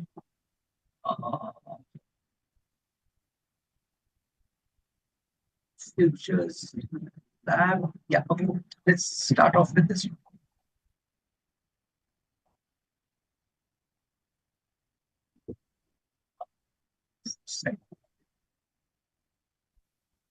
All right, so I've created a fun tool as well. It depends on which client I'm working with. So let me go to phase one, which is that. Okay, let me activate this one. Yeah. So this is for a vet, a chain of veterinary sort of. So, of course, to make it fun, I have given this kind of. So you can start with anything. Let's say I'll just say hi. Engages the bot. It will ask you, what's your entry? Are you exploring a broad domain or you're solving a specific known problem? So you tell me what you want. Broad domain, throw anything. Anything that interests. Anyone? Or use of AI in tourism, like Use of AI in tourism. Okay.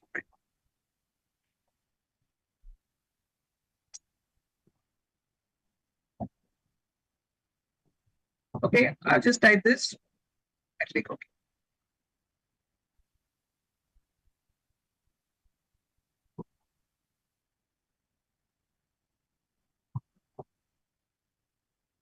So says by end of 2026, it will be the invisible nervous system of the entire travel industry.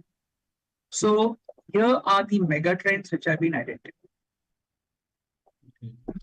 Scanned from these very credible sources, and we can cross-reference that in the report. So I've done it in such a way that it gives a report with all the references, so that we know that it's grounded and it's not hallucinating. Okay. So World Economic Forum, OECD, McKinsey, etc. And these are the 5 major mega trends for AI in tourism. Agentic AI infrastructure, hyper-personalization, sustainable mobility, bifurcated market, smart destination. Select one of them. Which megatrend you would like to explore for? Okay, funneling. Like smart destination management.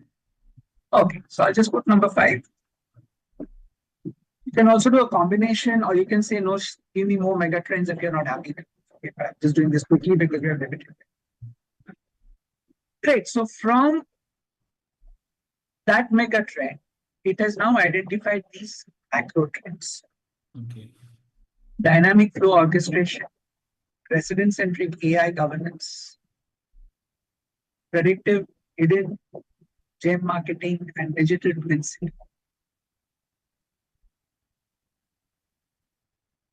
Right. So we selected number 5, which is smart destination management. Yes. And it has identified these macro trends from smart destination. Resident-centric AI governance, maybe because of over-tourism problems, etc., etc. I mean, anyway, each one you can see the directional shift, you can see an example. And I can fine-tune the prompt to focus on India, for instance. I'm not given any geographical boundaries here, but okay. So now you tell me which macro trend you want to see. The second one. Resident-centric. Okay. Yes. All right. It's typically for over-tourism related problems, I guess.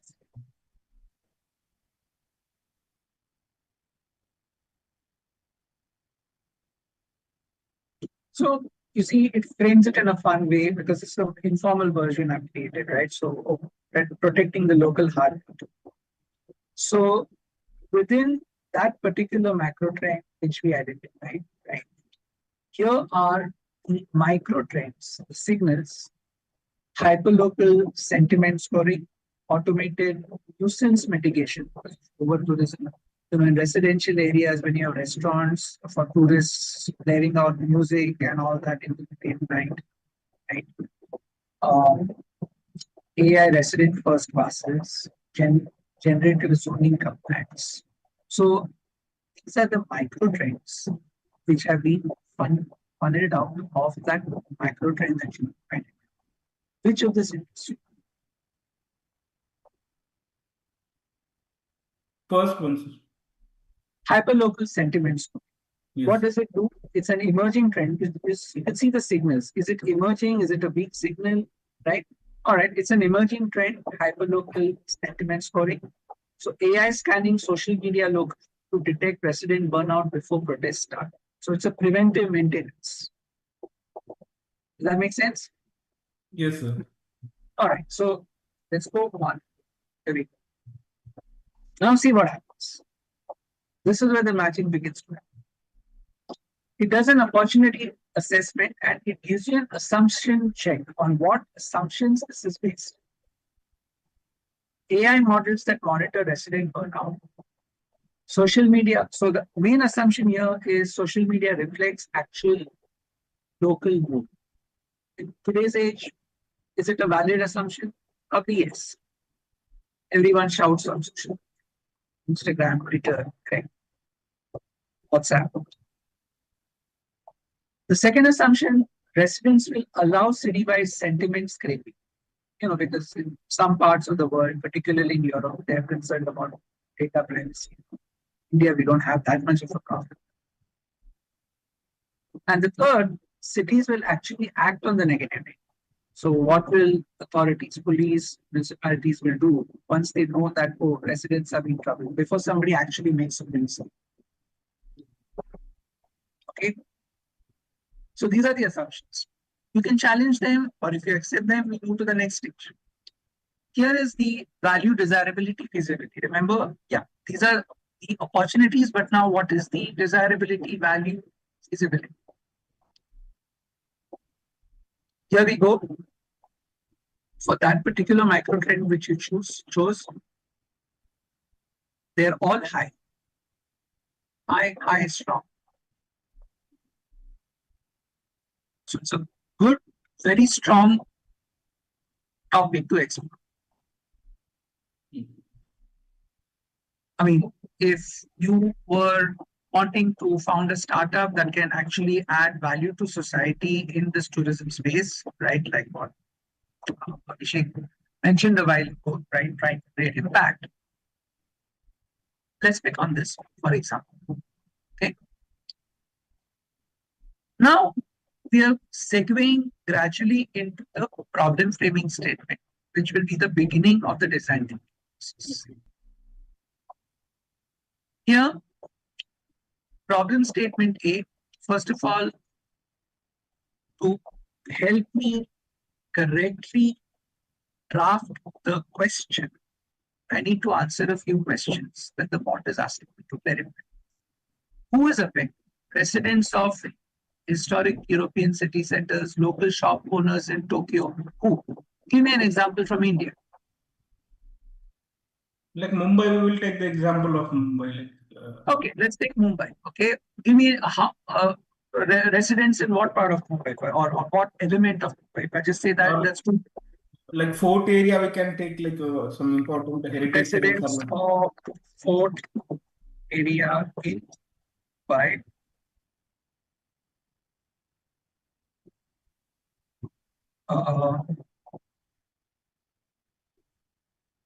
Yeah, okay. So that's my first question, response to the first question. Then I'll come to the second one. What is the key barrier? They feel ignored by authorities, or hotels, or restaurants. What is the main barrier? Or noise and crowds. What is the main problem? Is it the noise? It can be the noise. It can be the noise problem there. Okay, so I'll just put noise and crowds, right? Okay. Noise and crowds.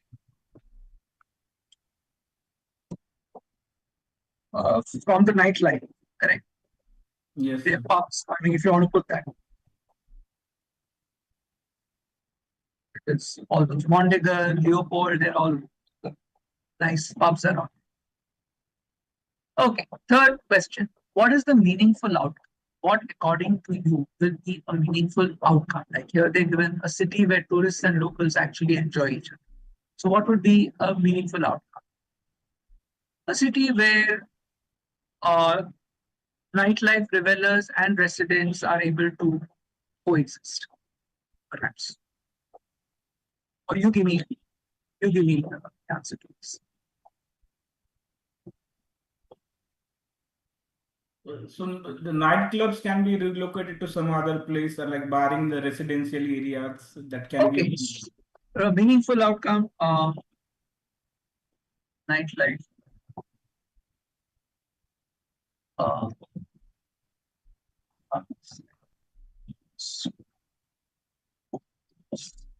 Bars and restaurants catering to nightlife.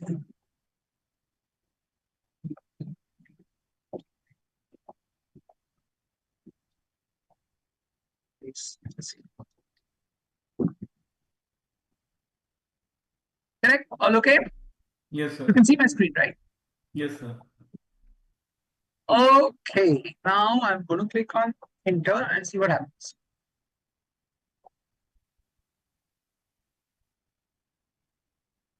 So it's framed this as a classic urban friction scenario. Okay. Relocation. Now, the main assumptions here: relocations will not kill the business because otherwise the restaurants won't move, right? No. And authorities also won't want to force them because that will be unemployment for the hotel staff. Noise is primary. Other assumption: noise is because of the nightlife and not because of traffic. So that's the other assumption. And policymakers will favor residents over nightlife. So for policymakers, keeping residents happy will get their votes, or do we want them to have a great nightlife and make more money on the taxes? Trade-off for the authorities, right? So it has identified all the assumptions for which we are moving ahead. Now here's the VDF check overall, and then we come to the how may be problem. So you see now how that problem, we have the options of reframing that problem. 3 options. How may we relocate Fort Night Hub into digital nightlife zone? That's one possibility. Yes. Bar owners. How may we use AI acoustics to create silent zones without moving any business? This is using, because remember what our main theme was AI in tourism. So that's why it's giving these solutions. Yeah. More Okay. feasible, I think feasible options it is now given like this. Correct. Because we had said AI in tourism as a starting point. That's why Yeah. it's giving all technology. If we had not put AI, we had just said ecotourism or harmonious tourism, it wouldn't have given AI. Yeah, so we keep that in mind. So tell me which one you want to choose.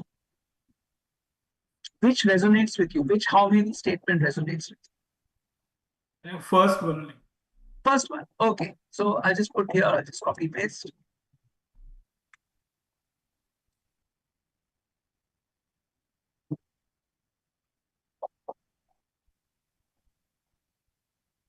Here is now my final blueprint.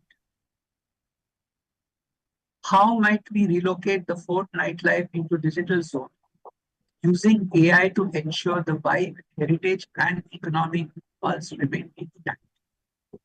We have now created that question, taking into consideration the bar owners as well as the residents as well as the the government tax collectors. Make sense? Yes, sir. How do we find a set of solutions? That's the next step, design thinking, for which I have a different part. Okay. I have timed out, so I'll have to stop here because I'm sure you have another speaker joining in. But basically, that's the process in short, where I do now. Normally, to go through all this would have taken me half a day, maybe 1 day, with all the participants. Here, we managed to achieve this in 15 minutes. Of course, it's just a quick and dirty run, but this is the way AI helps in accelerating all this. In picture thinking, design thinking, actually, open innovation. Thank you, sir. So I think there is one chat, a query in the chat. Just we will take that query and then I think. Okay, sure. This is from Shilpi.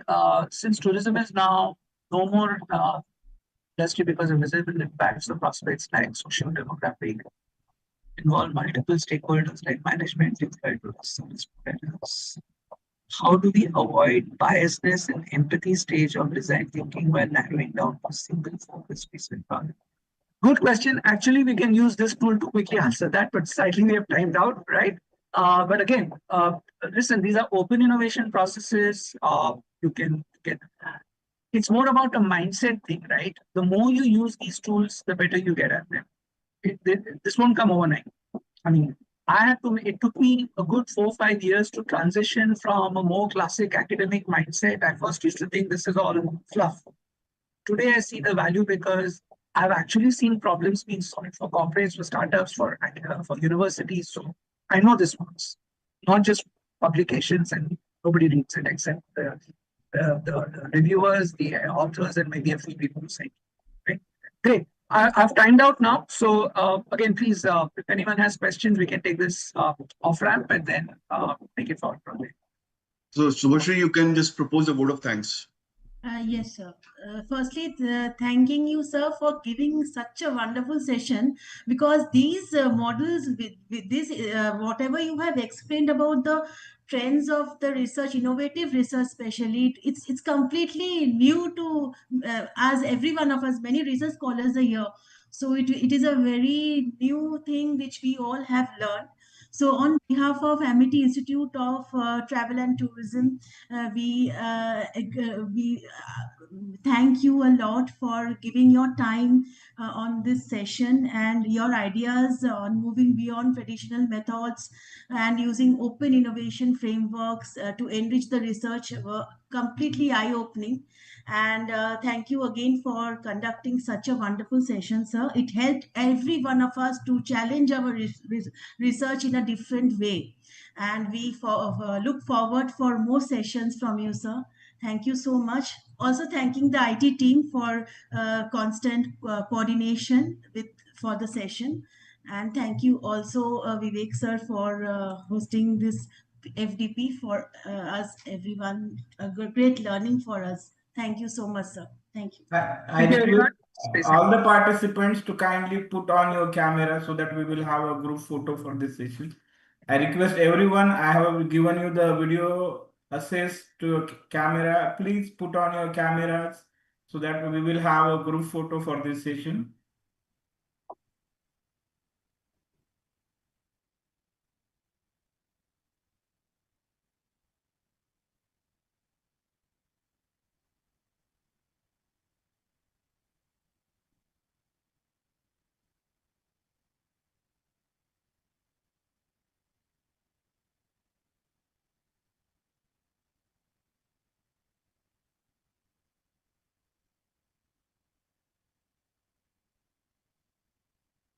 Like last click, I'm just doing the last click. I think some more have joined. Okay.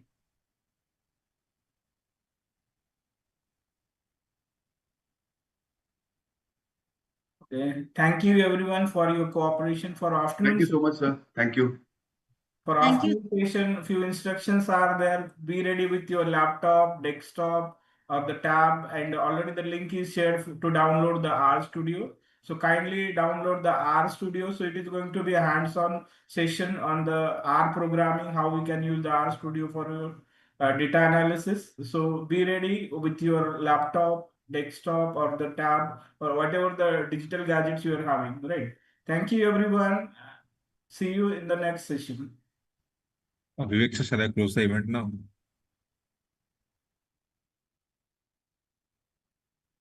I request IT team to kindly close the session.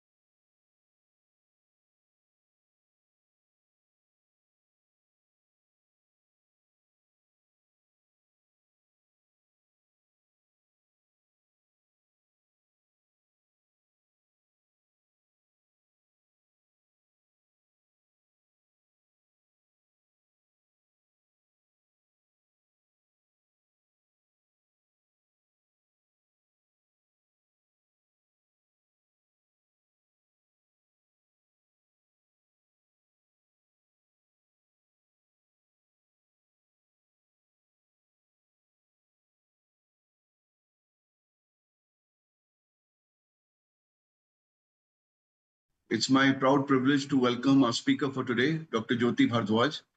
Dr. Jyoti Bhardwaj is an independent researcher and freelancer based in Dharamshala, Himachal Pradesh, with an active engagement in multidisciplinary research, academic writing, and consultancy in different areas. Ma'am has immense experience and she collaborates with academic institutions, industry stakeholders, and research forums, showcasing versatility and commitment to advancing knowledge. Ma'am is a PhD in physics education, MSc in physics, MEd, CSIR, NET qualified, UGC NET in education, CBSE TTET, and HPTET qualified. Ma'am has presented papers in different conferences. She has published in international journals, in international conference proceedings, and she has also presented many papers in seminars, conferences, and symposiums.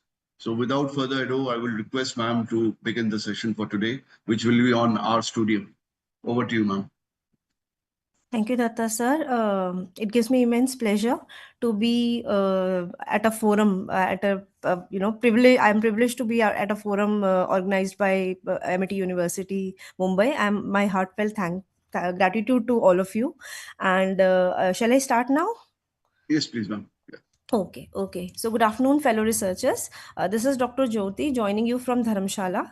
And today I'll be talking about analysis based software called RStudio. I hope most of you have heard about it, if not used it. All right. And it is a software which most of the researchers all over the world use to analyze various research based assignments. And today I'm going to give you a hands-on session on the same. Without further delay, I would like to introduce you to R. All right, let me share my screen with you so that I can start.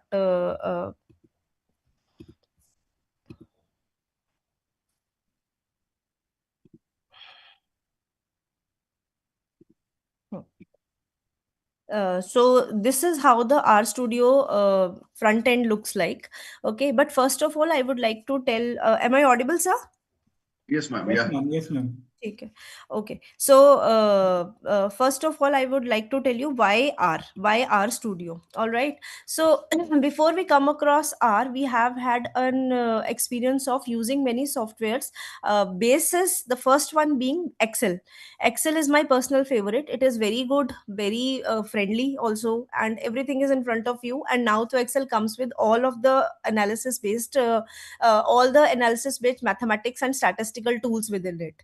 If you open Excel, they give you what tools do you know, the correlation is there, the regression is there, t-test is there, every test is there in R in Excel, I'm sorry. But the point is that when you are going to do something on Excel, there are many things which you have to do yourself. Okay, while Excel is quite underrated and it is not as acceptable as the many other softwares which have emerged over a year. A companion of Excel being SPSS, it is widely used, and it is widely appreciated for being what it is. But one thing that creates trouble for researchers and researchers who are struggling to researchers, that it is a paid software. Now here comes R Studio or even R Commander. This particular software is free of cost, available to everyone around. It has got no fee, no charges, nothing. It is a free open source software. That's why you would see that most of the researchers would advise you to go for R Studio. Okay, so the first and the foremost highlighted point for using R Studio is it is a free open source software.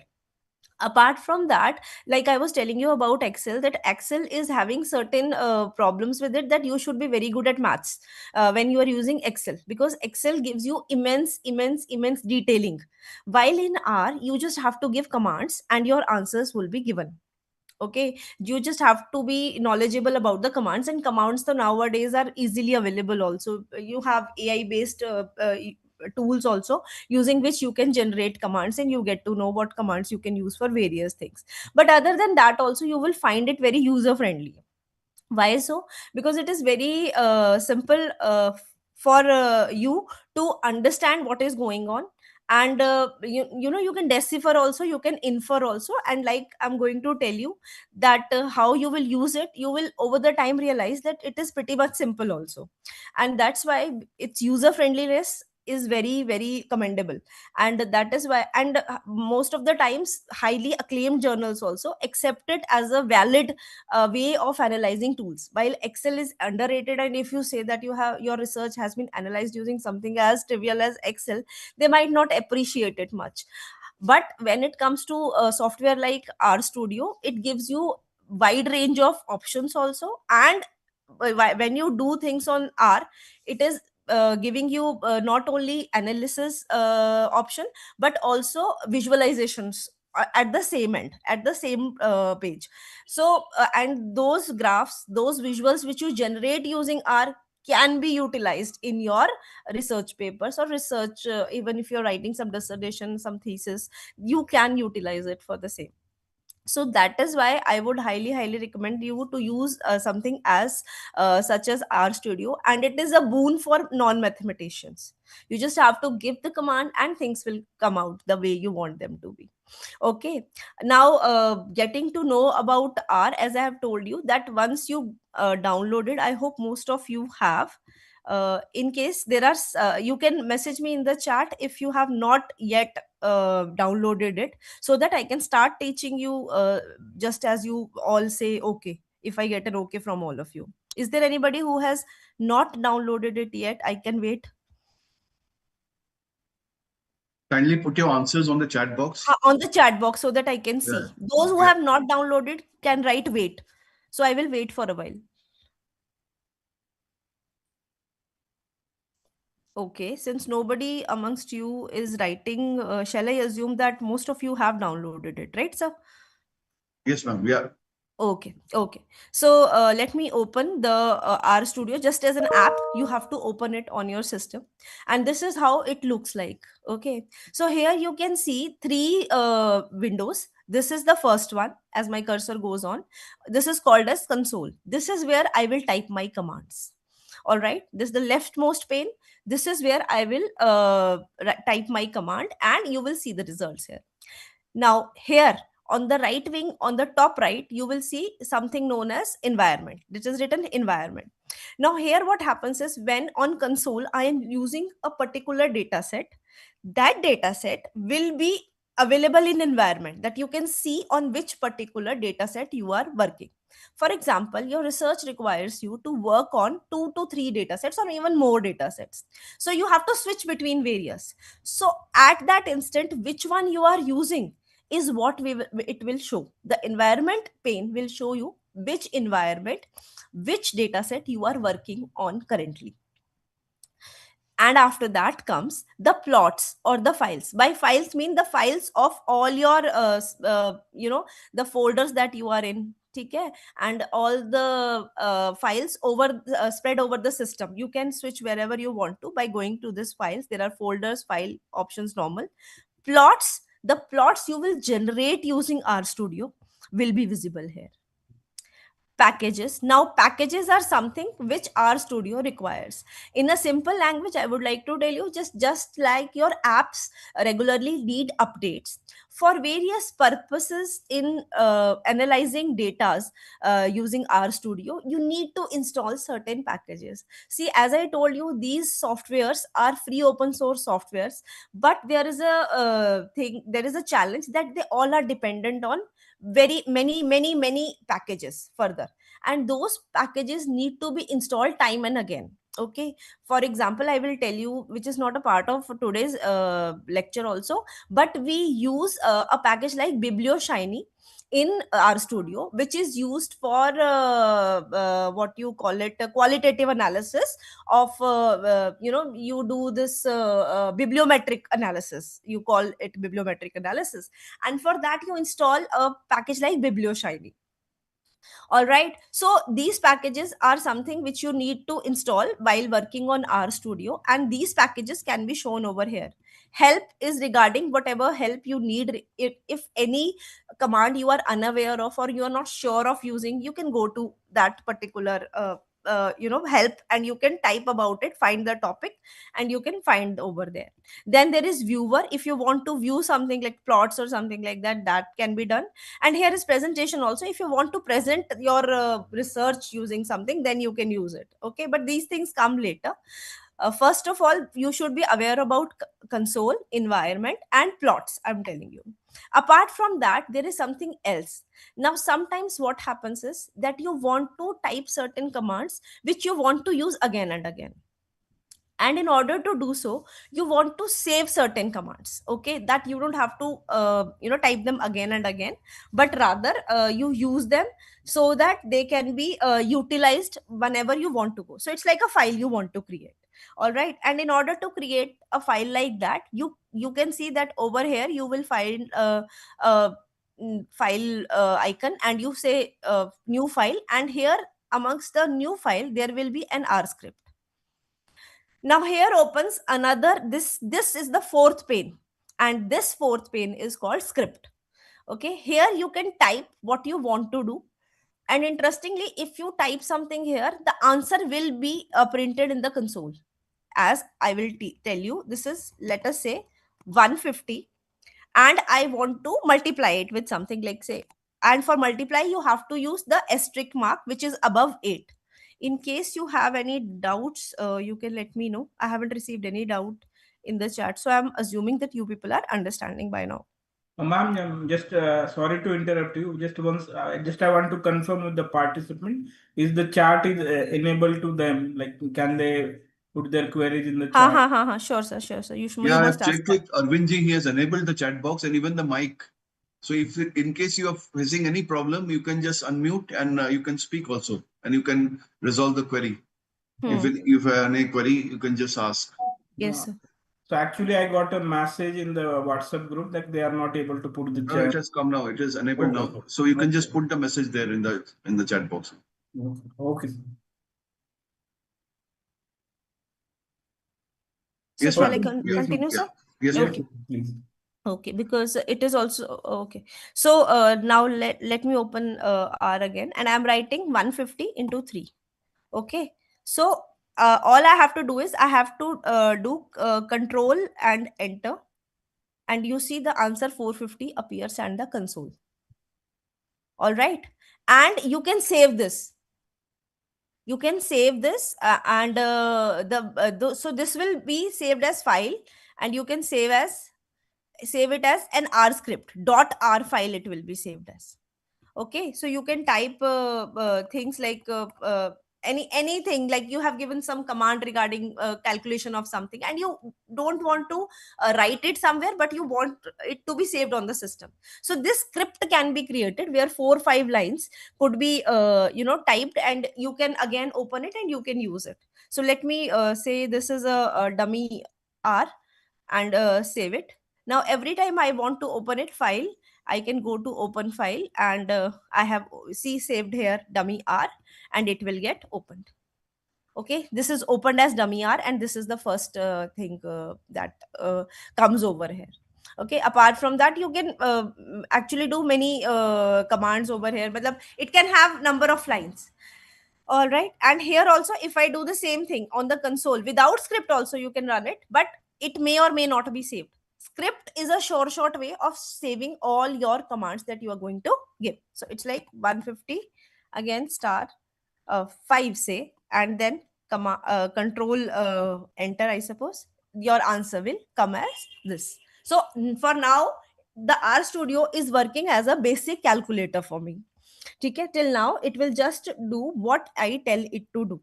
Okay, it is calculating. If you want to add something, it will add. If you want to go to somewhere, then it will do that. All right, I hope nobody is having doubt in this. This is very basic. All right, so I'll continue. Okay, I'll continue after this. Okay.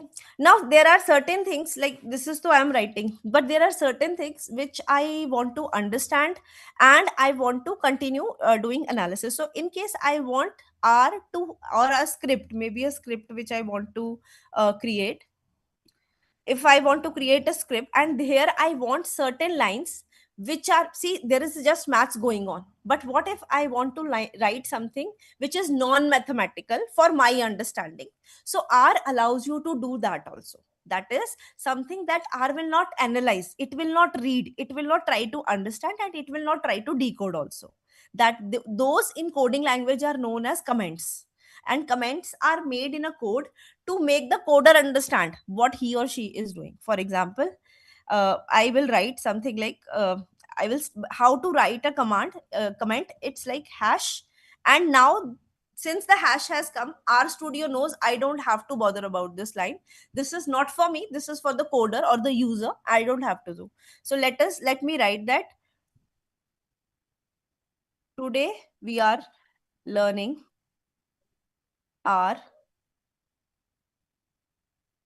studio. Okay, today we are learning our studio. So our studio now knows that since hash has come, it has got nothing to do with the whatever is written after hash. In the next line though, whatever I write will be considered. Say again I do something like this and I do command enter. Okay, the hash has appeared, but it will not do anything to it. It will print it as it is.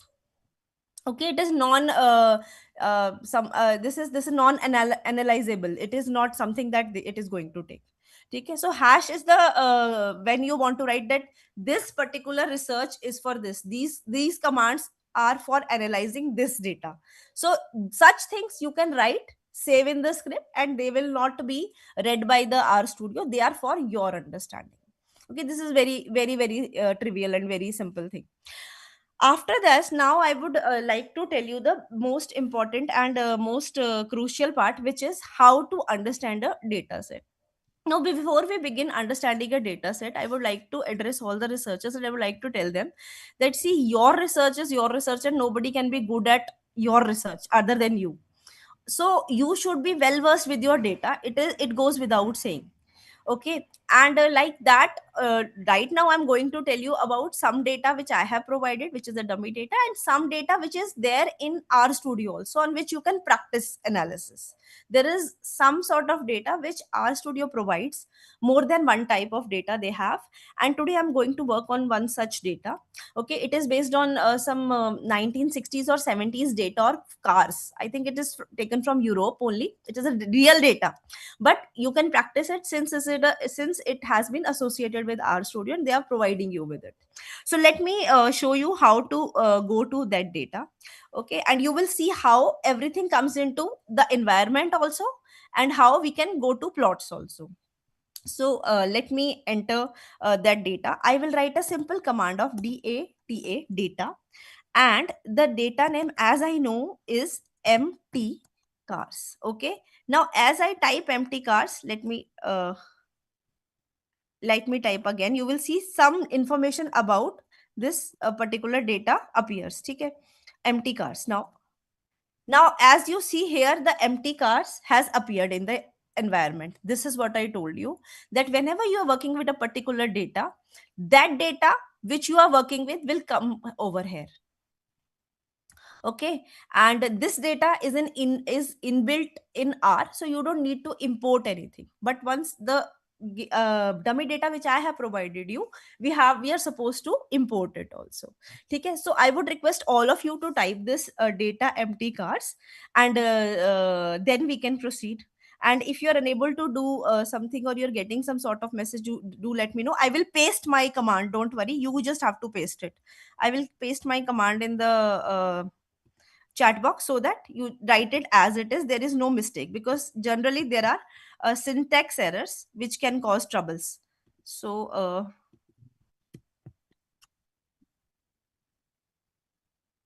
you can copy it and you can paste it on your RStudio console.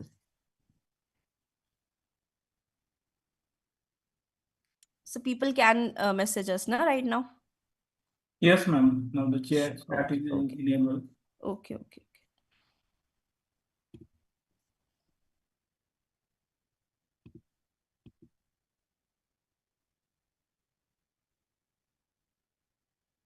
Any problem if you're facing, you can just put it on the chat box, please. It in the chat box. We will sort it out.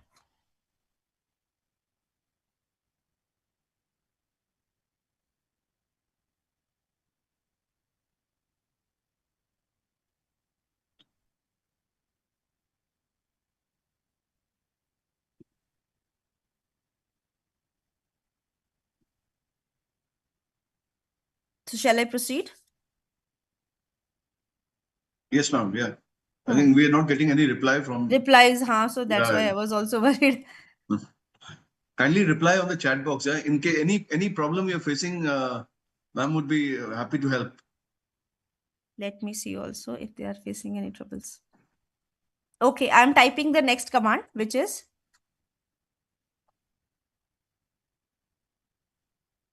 kindly paste this command now.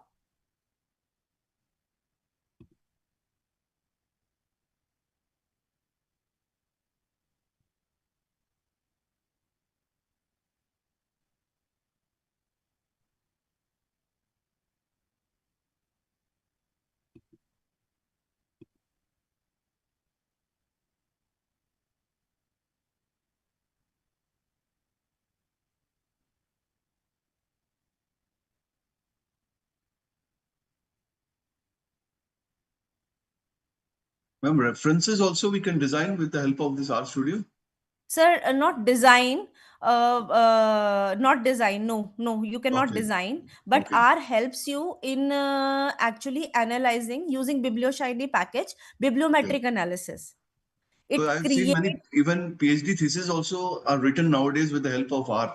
R, yes, sir, because it is a very good analytical tool, sir. Yeah. Even qualitative analysis has been done. I'm telling you, BiblioShiny, Right. wherein using BiblioShiny package, you can give the keywords and key terms or the what I should say, the context regarding what you want to like. Nowadays, let us say there is some research going on human resource about the mental stress regarding the workplace, which is a very common topic. Okay, so how many such researches have been done in India or abroad, or maybe giving one more context, adding one more context to this, I can ask BiblioShiny package to locate all the available resources and available papers all around on the whole of the website, and it will shortlist those papers, arrange in a very good way. Like you have Zotero and Mendeley's, na, wherein Yes. they are arranged in a systematic way on Excel sheet. Just like that, the BiblioShiny package also arranges it. So, ma'am, So based, so yes, sir. bibliometric analysis also we can do with the help of With the the R help Studio? of R Studio. Yes, today Okay. I have not prepared for that, but yes, Right, you right. can do. Okay. Once you download BiblioShiny package and you follow certain steps, now you will be able to do it. Right. But the thing is that one loophole is there, that the paper should be openly available. If the papers have this, some papers are not openly available, they are paid papers. Yeah, yeah, So yeah. that is a restriction with BiblioShiny. If you have open, because people have Scopus related also, access also. Some Yeah, people yeah. have IITs and IIMs give, Yeah, they have the and good IDs, yeah, Scopus universities, IDs. You're correct. they give a Scopus related the access is given to students. So such students can have a very good access using our studio, they can utilize the Scopus papers, which can give you a rich context. Right. So in that way, but there are things you should know, you should be aware of while using such things, because the students who are new to researches, they might not be aware of such things. They are to just started learning. So, But ma'am, is it difficult to master the R or? no, it is not difficult. Just now you Okay. will see, sir. Okay, You will okay. see, you yourself see. Right, So right. like just I typed head empty cars. Okay, now what the R Studio has done, you and me, consider me also as unaware, we don't know anything about what this empty cars is all about. Now you see that there are, what it will do, it will take first 6 entries of the data set and it will print it with all the associated variables. Okay, so there are 32 cars, of which first 6 have been printed, and associated with these 6 cars, they have given MPG, style, displacement, HP, DRAT, weight, CUSEC. These all are how many cylinders are there, MPG, miles per gallon, and so on. Whatever basic things are associated with the car, you should know while purchasing a car. So 11 such things they have given. Okay, I hope most of the people here drive cars, so they might be knowing what all is given over here. Okay, I, being a non-driver, I don't have much of access to these things, but these are basic requirements when you try to buy a car or you want to probe about what sort of cars available in the market. So this is how the data is all about. I hope the data context is okay with everybody, whoever are here. Kindly put it on the chat box, please. I have given, sir, head chat empty cars. The command I have given. Yeah. Yeah. But I have not received any response, so I'm Response, asking. yeah. Yeah. But it is very trivial, so might be everybody is able to do it. Participants kindly reply. Yeah, in the Dr. chat Dr. box. Pandurang. Yeah, Dr. Pandurang, you have some query?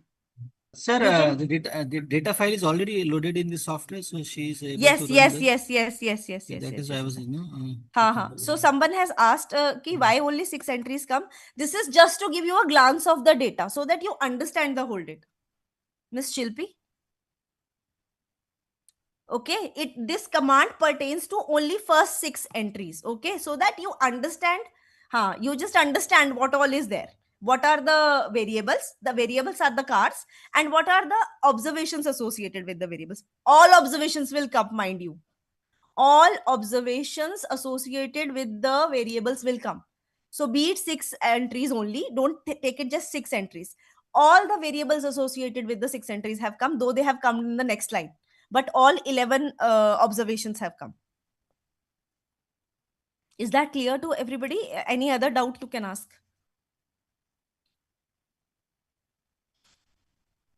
Okay, so I'll proceed now. So till now we have this data. One of you have asked, this data is, yes, it is an inherent part of the R Studio. I have imported it from here, and other than this data there are many other data sets. You can look for it and you will be able to find them. Okay, so once I do this, now let me give one more command and I'll type over here also. Now all you have to write is simple summary and the name of the data set, that which is empty cars, and paste it, please. Let's see what happens.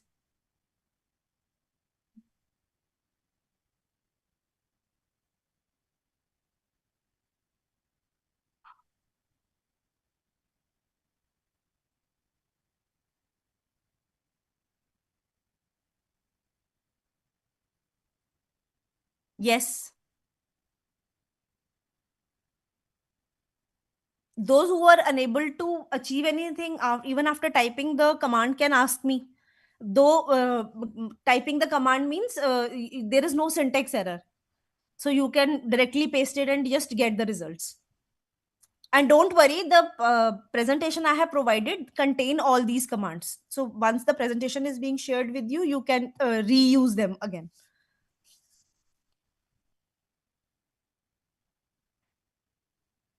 Okay, I'll proceed now. So this particular summary, as I told you, R is very simple.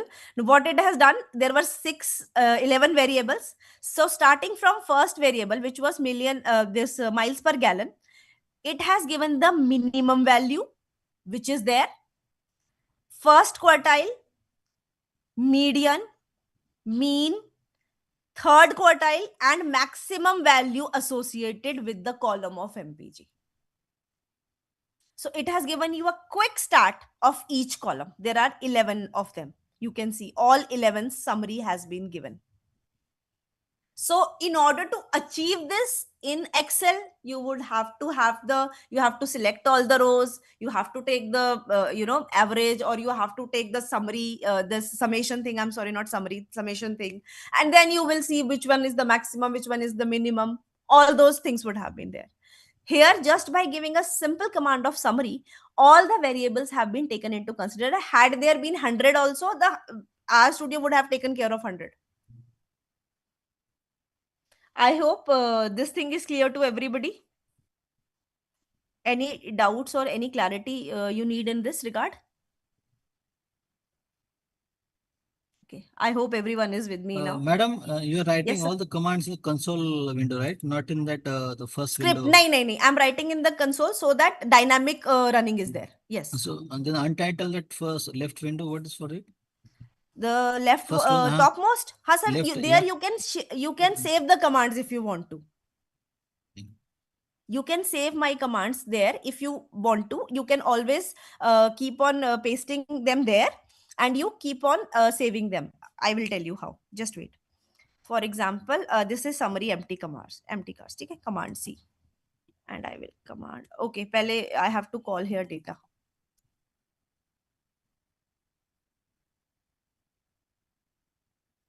After data, we had head empty cars, and after that we have summary. Okay, now I will save it as file. Save as. Let me call it commands R. Okay, now I will close R. It is again, even if the one you are working on console na, it is asking you whether you want to save it or not. I don't want to save it. It's okay. Now I will go and I will again open my R Studio. Sorry.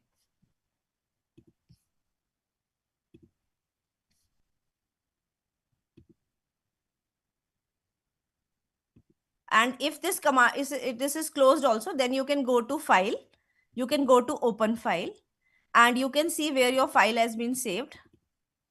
Here commands.r, you can open it, and here it is open. Now what it will do, once I go to data empty cars, I press Control Enter, and now see downwards data empty cars has opened. Like now it has started again. I don't have to type whatever has been typed. I'm just entering, I'm going on that line and I am typing Control Enter,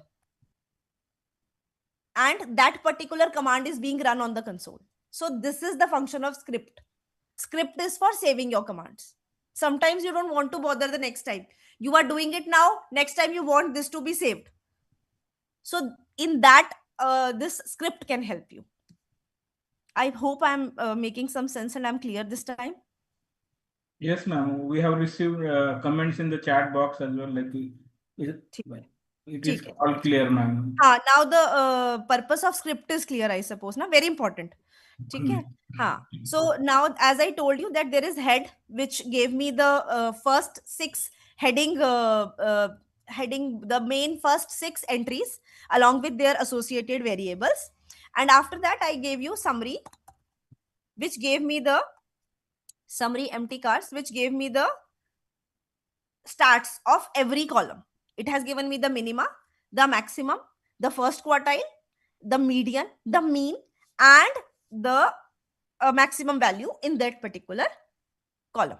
Okay, now let's do what start doing the measures of central tendency, how to calculate them. Okay, so I will tell you how will you calculate that. The simple command is mean. Okay, right, but please understand one thing. Right now I am in the environment of empty cars data set, so everything that I'm doing, I am doing to this data only. Once I want to change the data set, I have to type data and that set. If I wish to use some external data, then I have to import data, which I'll come to later. Right now, I am working in the environment of a particular data set, which is inherent in RStudio. That's why I'm using it right now. I hope I'm making sense and I'm clear to you. Also, Yes. also you can clear whatever you have done by simply pressing this broom over here, and everything will be clear. Okay, because if you think it is quite cluttered, you can simply clean it over. All right, this broom is being made here and you just click it and everything before will be done, removed. All right, so as I was telling you, but doesn't mean that you'll come out of the environment. You're still in the environment, just the previous commands have gone. Okay, you can say they have been scrolled up or they have been removed. So as I told you, I want to calculate mean associated with one of the variables of the data empty cars. So I will type first the data set name, which is empty cars. And now, as I told you, there were 11 different variables. So whatever means I want to calculate, I will type the $sign and see it has made me appear, since the RStudio is familiar what data set you are working in. That is the point of having an environment. RStudio knows you are working in the environment of empty cars. Empty car is having these 11 data these associated 11 associated variables with the data. So it is asking you which one's mean do you want to calculate. But first the name of the data set, which is empty car, and then comes the dollar sign. Now let me say I want to calculate for MPG. I will just type this mean empty cars MPG column, the variable MPG, and enter. And here is your mean. If you remember the summary that printed previously, you can check there also the mean would have been this only. Maybe rounded off figure to the 2 decimal places, but this only. I will type this in the chat box also, though it is simple, but still I will, for your convenience, I will type. Please.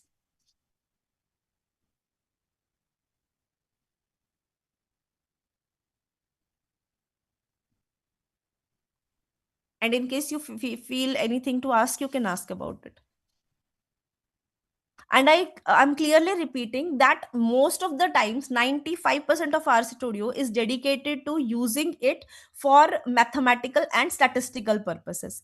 BiblioShiny exclusively deals with bibliometric analysis, and there are other functions also, but here the quantitative research is being utilized, and I would recommend this R studio to be utilized for the same purpose. Okay, since it's not that it cannot analyze the other nominal data and other things, it can, but most of the times prefer it for using for the numerical purpose rather than nominal and ordinal data. Excuse me, ma'am. Yes, ma'am. Ma'am, I was trying to paste the command. It was not getting pasted with Control V or with the right click. Acha, it is not getting pasted. It's not getting pasted. Oh, I'm sorry We about have to that. end But up typing it. So okay, I'm really sorry, but this should not have been. Is it the same case with every participant? No, ma'am, we can copy and paste, no problem. Okay. Ma'am, are you working on Windows only, or there is Linux or something else? Windows only, ma'am. Okay, then sorry, ma'am, I could not be able to help you out, but somehow this is strange. Maybe some I don't No, know, no, guys. I was able to copy the command, but Okay. when I was trying to Paste it. paste it, it's not getting pasted. So Okay, using Control V, it is not getting pasted. Neither Control V nor the right click Paste on command. the mouse. Okay. Don't worry, ma'am. We'll be giving you otherwise also. The soft copy will be provided to you. Then you can try. I'm sorry about the inconvenience being caused to you. But no, that's all right, ma'am. I just wanted to know whether there should not be any such glitch as such. Otherwise, that's why I was asking other participants also that is there some problem, but maybe some sort of issue you might be facing. I'm really sorry. I'm manually typing it. That's not a problem. I just wanted to understand. Okay, ma'am. Okay. So I hope you all have got the mean. One query, like I have pasted the command wrongly. Actually, I've typed in again and copy pasted, and I just entered. Can I edit that one? Like once I copy pasted and entered, is it possible to correct that one? It is not that thing. Acha, you want to go to the correct answer? What actually what I have done, I typed something and I copy pasted, then whole command went wrong. That is not the correct command. It's okay, sir. It's okay. How to correct it, ma'am? Is there any option to correct no, that? No need to correct it. Don't worry. Type again. Don't worry. It will not harm. Don't worry. And don't be scared of making mistakes also. No. I'm not. It's okay. It's okay. And one more thing, R gives you one very good facility. Like your cursor is here, na? Your previous command would come if you press the arrows up and down. If you press the up arrows, na, the previous commands will appear like this. See, this arrow is there, na? I am now going to press the up arrow, nothing else. And the previous command will come. And the previous to that. And the previous to that. And the previous to that. So this thing R is giving you flexibility with that you can, without typing the previous commands, using the up arrow, you can go to the commands, previously typed commands. Just as you asked the query, I got to remind that this can be done. Okay, thank you, ma'am. Yes, you can do, Shilpi ma'am, you can do. I'm coming to that. For correlation and linear regression, standard deviation you will also learn, don't worry. But correlation and linear regression I'm going to cover in this session. Yes, we can do it more efficiently than Excel. That's what I'm trying to tell you. Right now we are dealing with a data set which is inherent in R, and after that I will try to tell you how to import data set which you have been prepared on your own, your data sets or the dummy I have provided to you, how to use it. Okay, so just like mean of one thing, you can try calculating mean of all the variables, and similarly there is a command for median also. And for median also I will try empty cards and then this dollar sign, and then let me say this HP, and let me press enter. And oh sorry, I have typed the median again. In the spelling of median was wrong, so that's why it created a problem. And now let me try, and this is the HP ke liye median. Okay, median means the middle value, right? We know that median is the middle value. So it has typed the HP based median for me. Similarly, I can type median for MPG also. So I'll type it again.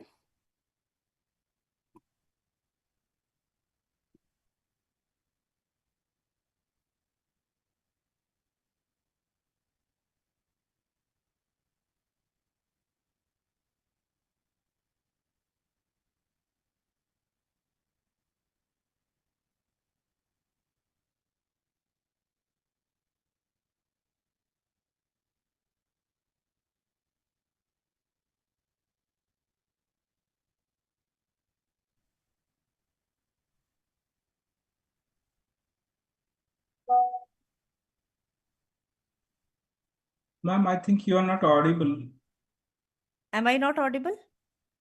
Like, or am I audible? Now you are audible. I thought like no, I have not said anything after I have typed median. Na? Okay. Okay.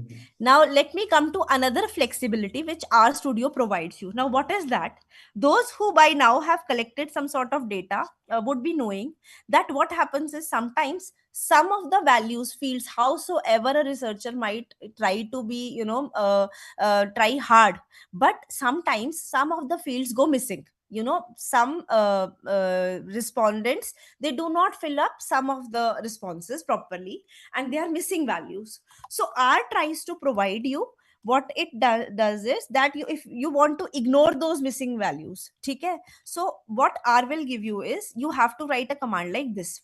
I want to calculate the mean and I want to ignore the missing value. So let me write it empty cars, okay, dollars mpg. Mind you, there is no missing value in mpg. I'm just giving you an example.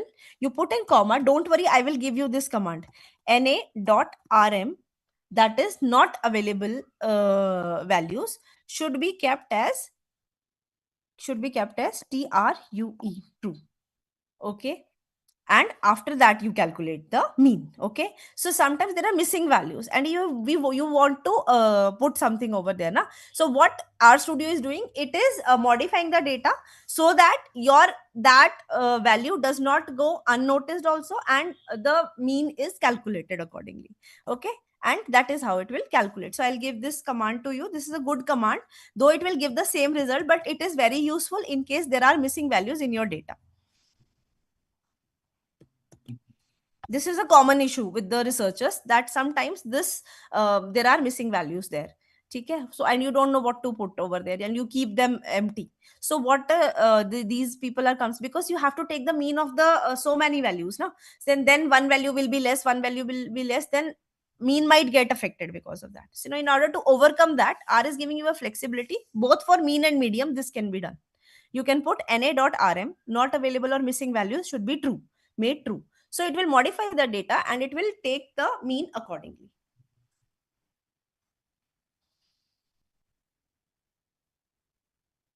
I hope I'm making sense to you and everything by now is clear to you. Yes, ma'am. Yes, ma'am. Okay. No, yes, participants, I think if you are having any query, please ask your queries, or if you are on the same stage where ma'am is working on, kindly let us know. Let me know. Yes. If you are facing any problem query, you can unmute yourself and ask the query, or you can just raise your hand so that we can. And in the meantime, you can also try calculating mean for all 11 variables. See if you are able to do it individually. It could be a practice session for you, and in case you face any problems, you will get to know, because in one go maybe you will not find any issues, but once you keep on doing it, maybe some sort of issue might come over and you may want to ask about it, so you are more than welcome to ask it.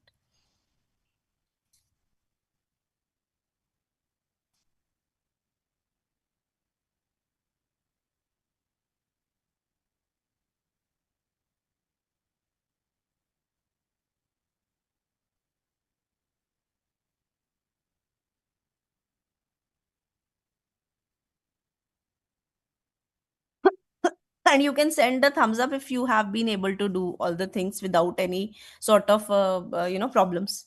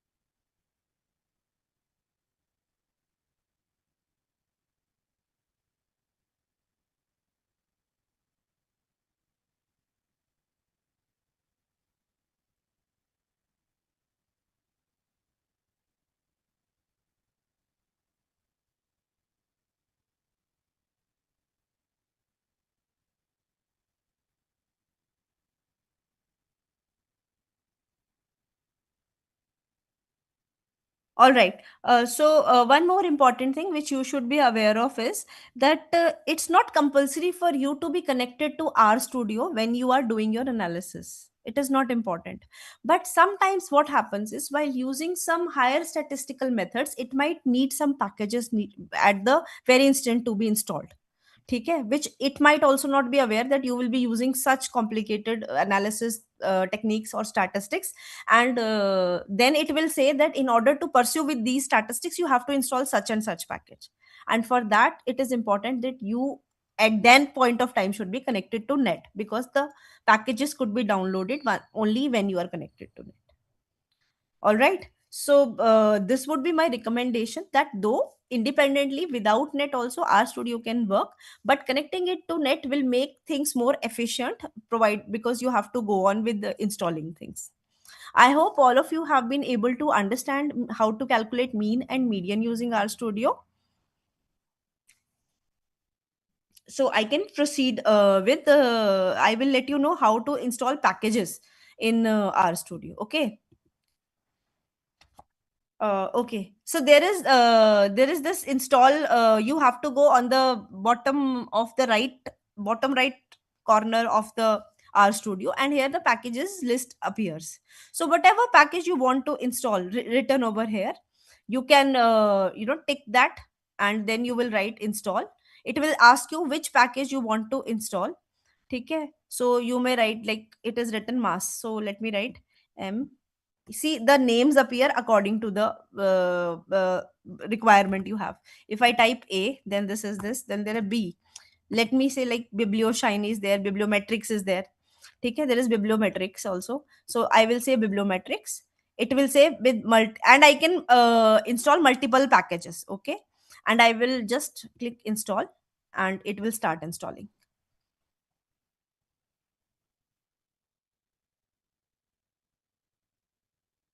So since my system is connected to net, without any hustle, it will keep on installing the required package, and it will inform me where the downloaded package. So this is the best way to install it. Though you can install it using giving command also, but I think this method is more suitable for all of you, wherein there is a simple install command here, and you just have to click on it and you name the package you want to install. Generally our studio informs you that this package is missing, so I cannot proceed with the statistics you are asking me to proceed with, and like that you can proceed with it. Is that clear? Okay, I hope I am clear. Let me proceed further. So by now, I have told you how to calculate, how to use the given data set, how to see the details of the given data set, how to calculate the summary of the given data set, how to calculate mean and median associated with the observations of the given data set. Now, let me try to tell you how can we create charts, bar charts, and histograms. I will tell you.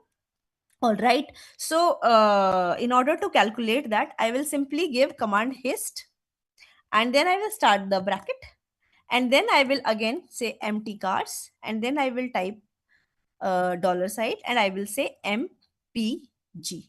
Okay, so what will happen is it will create on the right hand side, be on the plots window, make sure you are on the plots window, and it will give me a histograms of empty cars, from empty cars mpg with the frequency.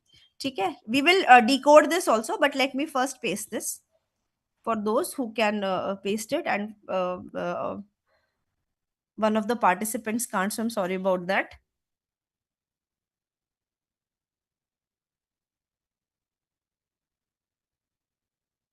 Kindly paste it and see if the results are coming or not in the plots window. Make sure you are not in the files window, not the packages ones, but in the plots one.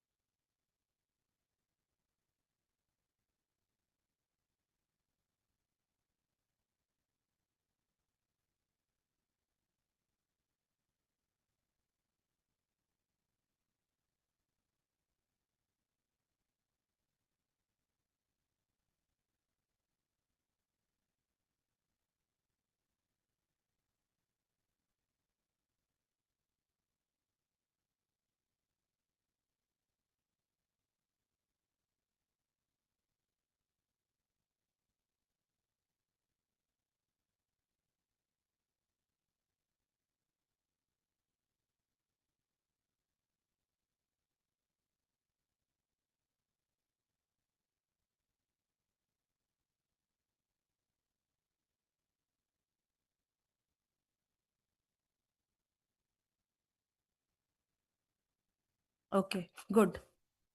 Good. Those who have been able to generate, good. Any responses we are getting, ma'am? They have been able to do.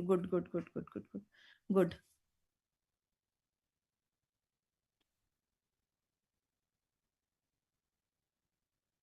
Okay. So, but as you see that when you come to this now, it has not been labeled properly. So let me try to label it, है ना? And let me make it more attractive also. So for that, I will now type it in this way. I will, you just see, okay? I will type the commands, don't worry. Empty cars, $mpg, comma. Then I have to mpg. Then I have to type main equal distribution of mpg, and then I give a comma again, and then I say x lab, that is the label of x axis should be miles per gallon, and comma, and color of the histograms, I want them to be, say, light blue. This color will appear, and with this I complete the, let me see if this works. Yes, now it looks more attractive, and I will share this command to again with you. Make sure you give the spaces accordingly if you are typing. For those who are unable to copy, make sure you are typing the spaces properly. Okay, sometimes the syntax might create a trouble. So what it is written is, it has written the main name label as distribution of mpg, x label as miles per gallon, and color of the histogram has become light blue. You can change accordingly. You can make it red also, you can make it green also. It is up to you. Okay, this is just a demo. Okay, if I make it green, okay, let me command this, and now I will make it green. It has become green. Let us try to decode what it is saying. It is saying how many cars. This what is the, Acha, first you draw, generate, then we will talk about it. Let's wait for you to generate first.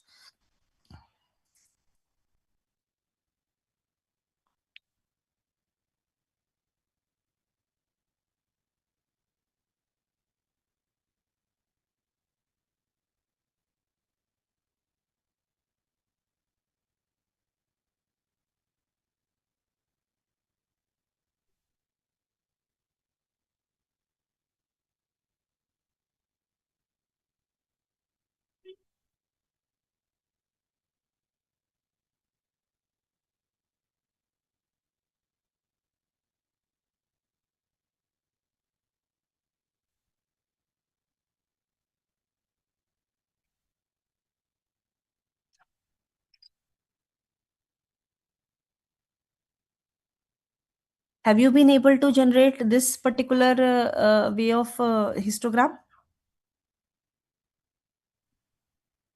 Yes, ma'am. Okay. Sir, you have been. Okay. Datta sir, are you with us? Participants Yes, kindly ma'am. Yeah. Were you able to do it? Yeah. put Okay. comments in the chat Okay. box. Are Done, you done, able done. to? Yes, ma'am. We are receiving some We're getting responses also. Yeah. They have been able to do it. Good. So let us now try to understand what this graph is trying to tell us.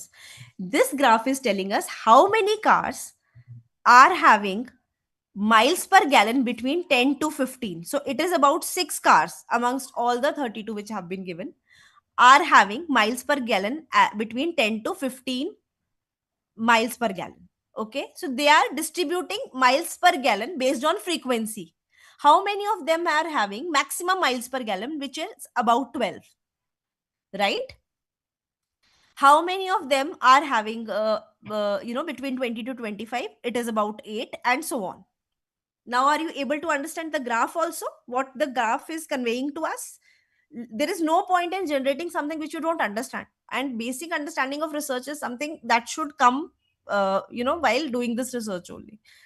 All right, I hope I'm making things clear to you. Yes, ma'am. Yeah. Okay. All right, apart from that, we can also beautify it using if I want to see the mean in the same graph. How can I do it? I will draw ab line. Okay, this is green. Okay, ab line, and this is a certain command. Don't worry about the details. It is just telling you v equals mean. All right, and then I say that empty cars, mean of empty cars should be shown to me as a line. Okay, mpg, and color, again let me take the color this time as red. ठीक है, and this is LWD equals 2. The line width should be, the width should be 2 lines. Okay, so let me see if it appears. Here appears the mean around 20. ठीक है, I will paste this to the chat box. Let's see. Command V. Try this out and see. You can do the same with mean on the same graph. Sorry, median. If instead of mean you replace it with median, you will get 2 lines, one with mean, one with median, but make sure you change the color so it is separable. You can know if they are overlapping also, you will know.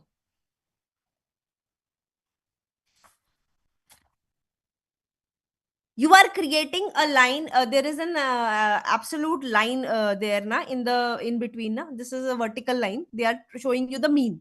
Okay, so you are drawing that. Okay, an absolute line about mean. Okay, that is what we are drawing there. It is showing you mean. If I'll replace the mean with median, it will draw a line for median. I will show you. Just wait. This is the absolute mean, right? Absolute mean, sir. Yeah. Okay. So if I replace it with, see, I don't have to do much. I'll type again the same, and now DIAN, median, and I will change the color to blue.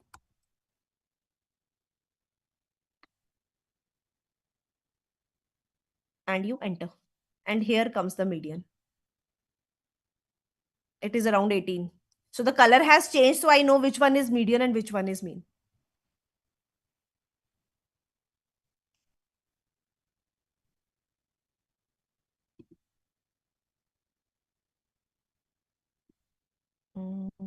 Stall.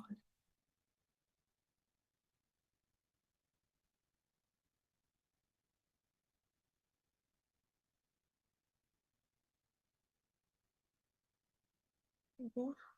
Check out.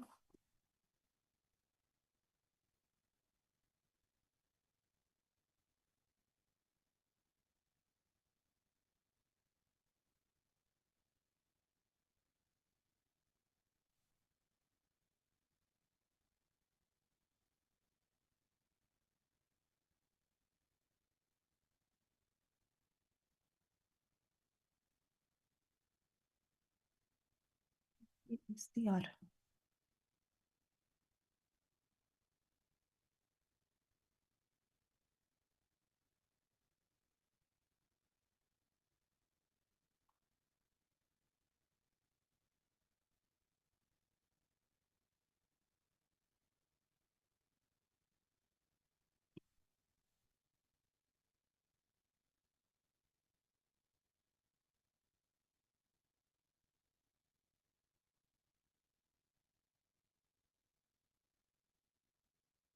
Hope this has been done by everyone.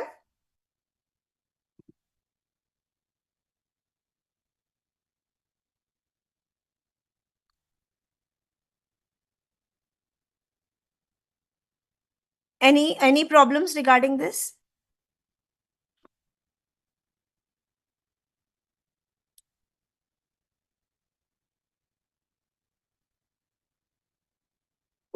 Am I audible to everyone? Yes, ma'am, you're audible. Okay. Okay.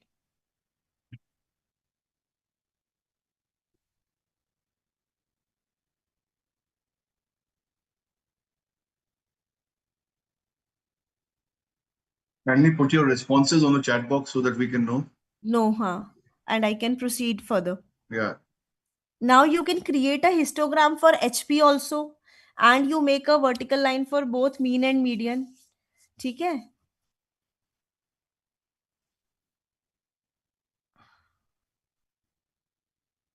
Ma'am, ठीक है ना? Yes. can you paste the command for median as well? हाँ, sure, sir. एक minute.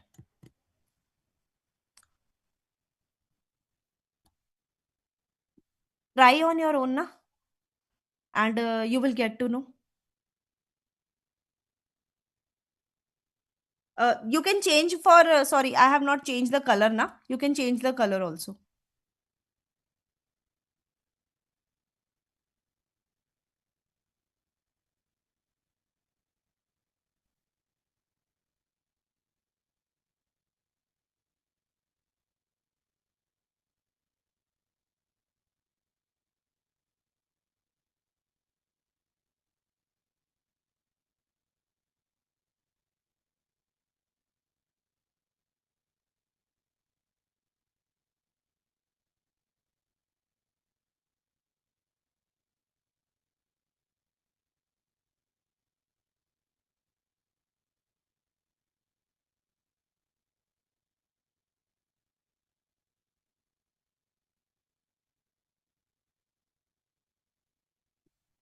Yes, am I visible again? Yes, ma'am. Yeah. Okay.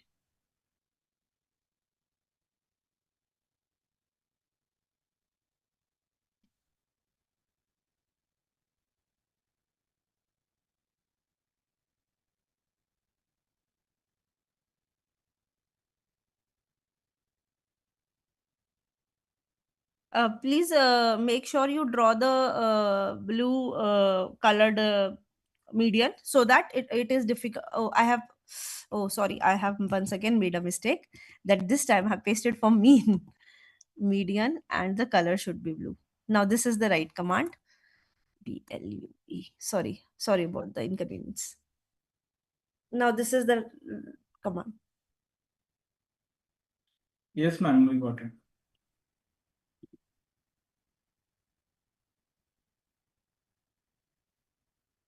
After this, now we will move on to importing the data set. And we will do the same things to imported data sets. So once you are over both mean and median formula together, no, it's not. I don't think it requires you that you can combine the. I have never combined.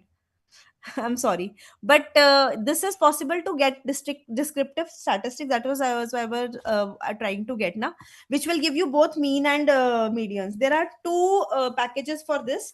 One is Stargazer and one is Summary Tools.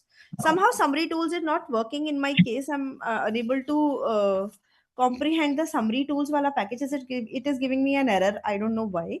So let me see. Okay, maybe because of this. Uh, uh, Library, Summary Tools, enter.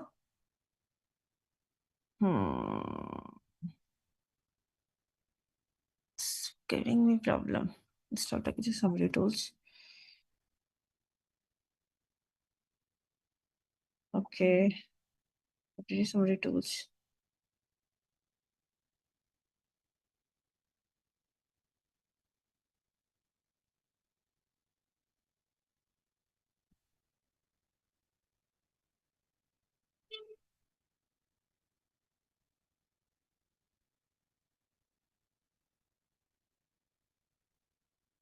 There is a problem.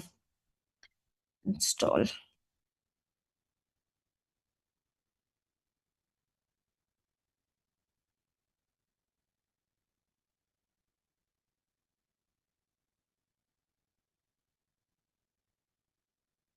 I hope everyone has been able to do the work for this histogram.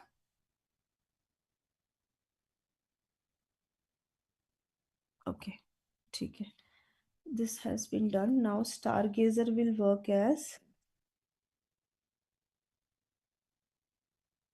Stargazer empty cups.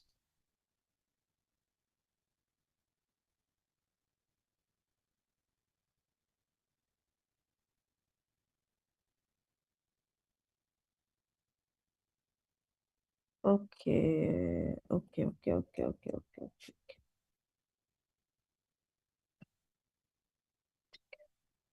Yes, shall I proceed now? Will you give me an okay for the proceeding?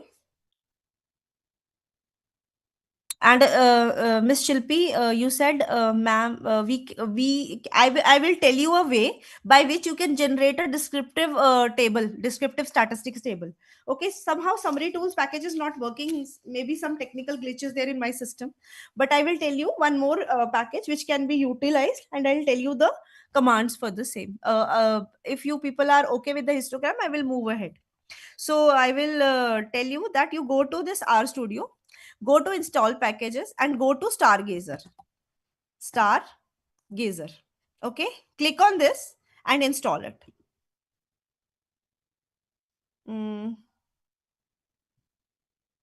Just let me restart R.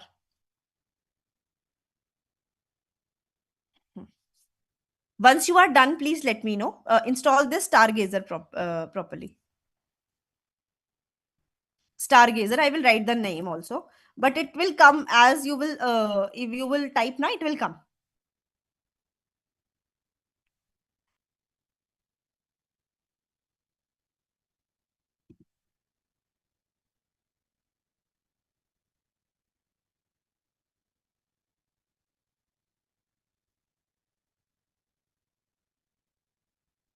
Because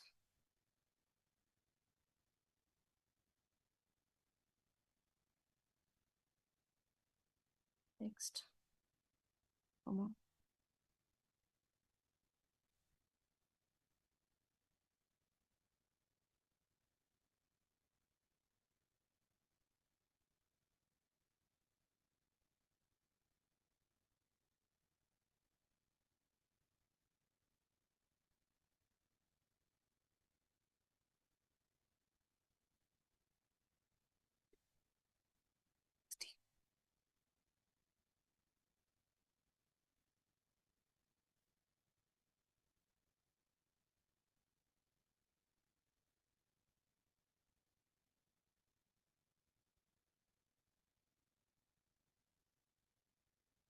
Okay.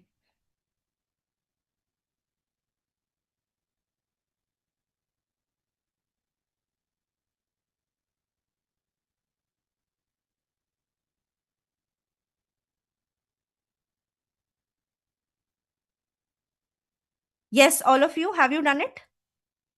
Installed. Okay, Stargazer installed. Now let me paste the commands that you need to use. Okay, the first command being you have downloaded Stargazer. Now you type this command, library Stargazer.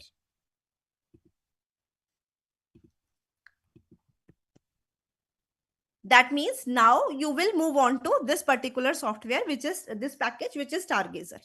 Please go to this and then I will type the next command.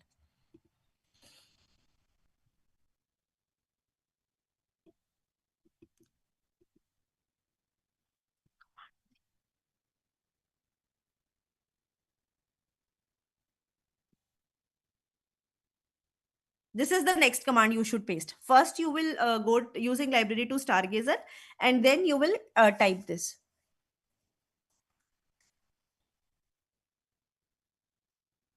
And you will get a well-built table of descriptive statistics associated with the variables of empty cars. Just like I have got. See. This.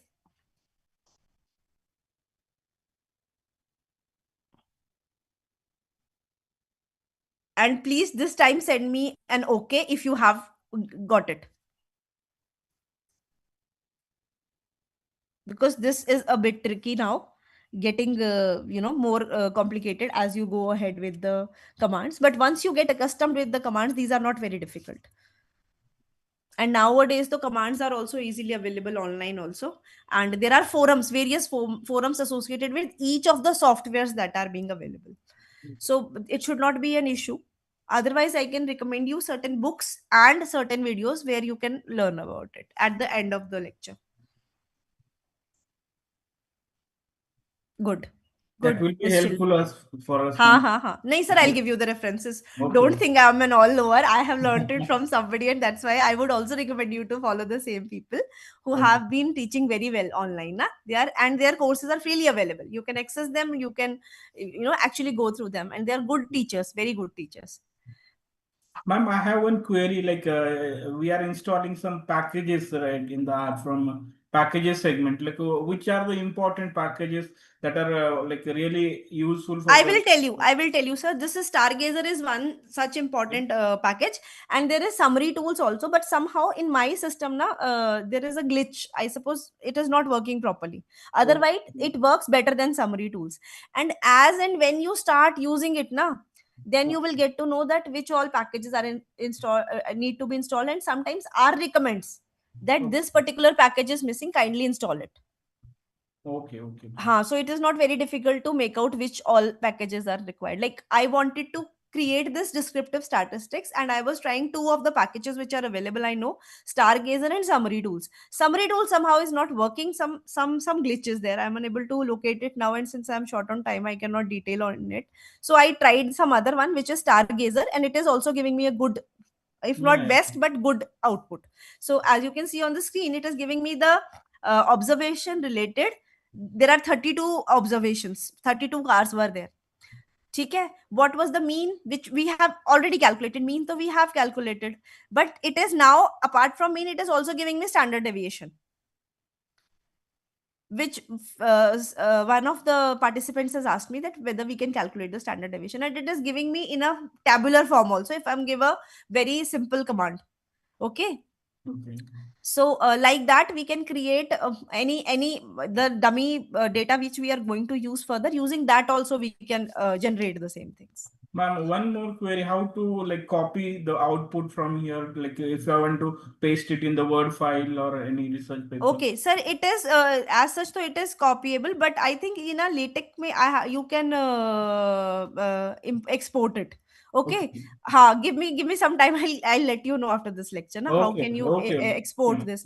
But you can use it. I know you can use it. Okay.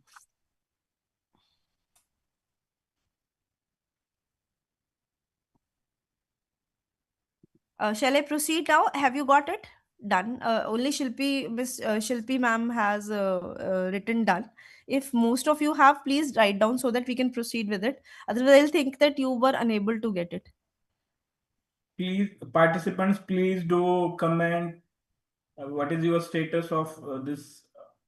Like the steps we are following here.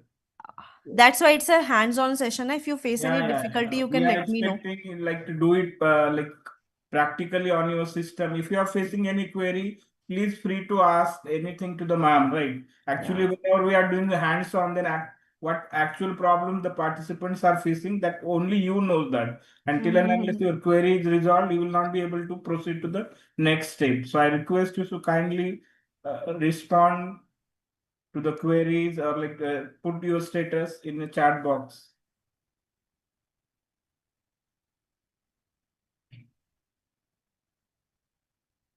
Okay. 3.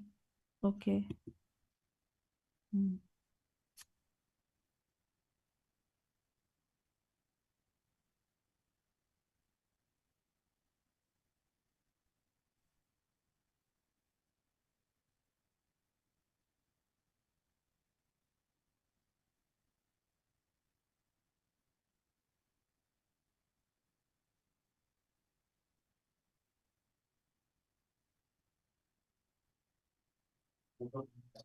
Yes. Done?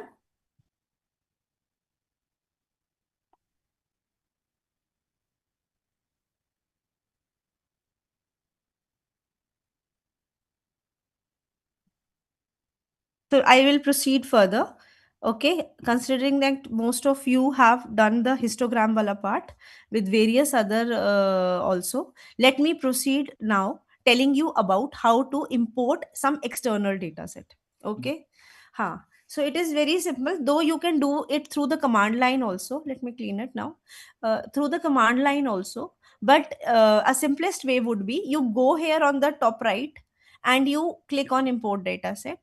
Okay, see, there are from Excel also, from SPSS also, and many other softwares also, but I have sent you two files. One is .csv, which is comma separated vector, and one is Excel also. So from Excel, if you want, you can check from Excel, but now on I'm telling you from text, which is comma separated CSV file.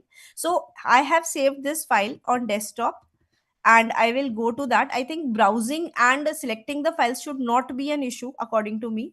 And I am here selecting the CSV file, and I am asking it to open it. And now it will just ask me the name of the data set is students, and it is asking me to import it. And I am saying yes, and it wants the encoding should be automatic. Everything is written and heading yes. I want the heading should be there. The heading of the variables. Okay, wherein this data frame or data set contains the student IDs. I suppose I have taken the 50 students data, which is not taken, I have generated it on this AI based thing. I have generated a random hypothetical data, and I have taken the three subjects, math, science and English, and their respective marks of the student, and the study hours the student has dedicated. This is the data all about. Okay, it's a very simple, very plain data. So I am importing it, and as you can see above, the console opens up the whole data. And now my environment from empty cars has shifted to students. Okay. And the command that has come as view students. So if rather than this, I could have, but see, they have, by default, the command line has the path for the uh, file which I want to read or which I want to import. And this is the command read.csv is the command through which RStudio is reading it. Okay, I could have typed this also, but it is, as I'm telling you, non-coder people, they don't prefer this. So if there is a simple icon which states that I should import the data set, I can use it very comfortably, conveniently, and I can import that data. So I would request you all to do the same. And in case you face any issue, you can let me know. But this is pretty simple. You can import the data set I have provided you with. This was provided to you, I suppose, by the Amity University itself, right, sir? Yes, ma'am. We already shared the Sure. data Yes. with the participants. Yes. And with this, now the imported data, you can again start playing with it by saying that data, the name is students, and then yes. Ma'am, actually, it is asking some installation as well, like to import the data, like some installation has to be done. So actually, we are going through that. Okay, no problem, sir. I hope this is not an issue. It is just that if you install it, the things would be smoothen out, Yes, na, right? yes, ठीक, ma'am. sir. Yes, sir.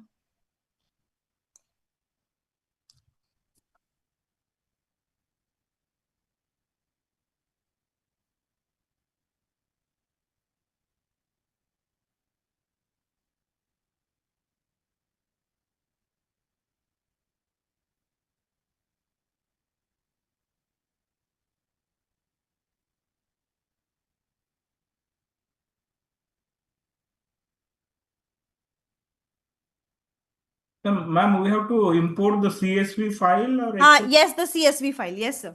But the option is not showing, ma'am, for. No. You say now. Look at the screen, sir. Import data set. Okay. From text base or text reader, you can choose any of the two. Okay. Okay. And when you do so, you go to the location where the file is being saved. Like I have saved it in the desktop folder MET Mumbai. Okay. And here I have .csv file. I Okay. select it and then I open it. It will show me this window, still not opened. Okay. It will show me this window. You say import and now it will open. Okay. Got it, ma'am. Got it. No problem. You can ask me again. That's why I'm asking you. If you have any issues, you can ask me again. I will tell again. Don't worry.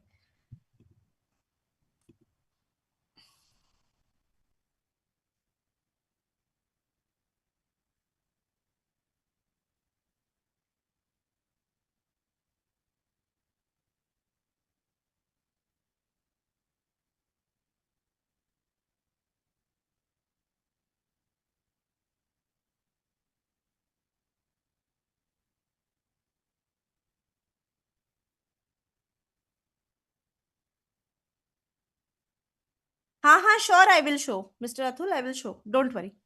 Just message me and I'll do it again. Here. Okay. Let me clean everything that I have. Okay. Here also, let me close it. Okay. I am starting from the scratch. Okay. So what I will do is I'll go to import data set. There are first two options from text base or from text reader. So I can choose any of the two. They do have their own functions, but more or less for our purpose, both are same. Okay. So I'll choose the first one and now it will start browsing. When you send some file on mail or through on WhatsApp on the laptop, you have to browse just like that. You are browsing, simple browsing. You go to desktop where you have saved your file, which I have provided you. You select the CSV file. Okay, I'm typically telling you for the CSV file, and then you say open. After even selecting open, it will not open. It will bring this window wherein it is saying import data sets. You can rename it if you want to. Heading, yes, I want the heading of the variables being stored, and then you select import and see above the console where earlier script was being typed, students data opens up, and in the console window you can see that I can view the students and the environment also is now showing me that I am in students environment, student data set. ठीक है? Yes, ma'am. Done. Important. Let's ask to the participant. If they want one more time, I can tell one more time. This is I important because this is basic. File. You all are open. You all are open to ask also, and you can follow the way I am telling also. You can follow step by step, and in case you miss out, I will again demonstrate.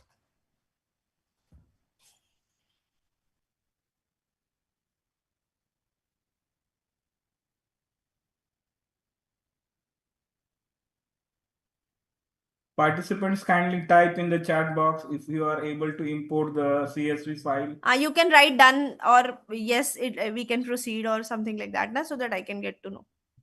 Imported, good. So now you can start playing with the data. You can again type head students, summary students, stargazer. Again, just change the name of the files that was empty cars and the variable that was earlier MPG or whatever. Now you can replace them all with all this. and you will have your way of doing things. Basic statistics is simply done on RStudio by you on your very data set, because eventually we won't be working on the empty cars wala data set. Now you will be working on your data set which needs to be imported. Okay, the same thing could be done to Excel also. I'll show you with the Excel thing also. Okay, I hope I'll be able to do it from Excel. Now they open like this is the difference. You go to browse, you again go to the location, and you select that's why I provided you with the Excel file also. Open, and you say import, and now the Excel sheet is open to you. It's the same thing, absolutely same thing. But comma separated vectors are generally flexible enough to be used by Python coders also, and by RStudio also. So they are, they have flexibility, they are multi-dimensional. So that's why I personally use CSV files, and that's why I've told you how to use it also. But you can import an Excel file also, which we generally do. And they are asking you to import data set from SPSS also. SPSS is not installed in my system, but through SPSS should be again very smooth. If you want to install it through SPSS also, import the data set from SPSS also, that can also be done. Any doubt still here? Because now I'm going to proceed with correlation and importing. I'm going to proceed with correlation and regression wala thing. So in case you feel anything need to be asked for the things we have done till now, you can let me know.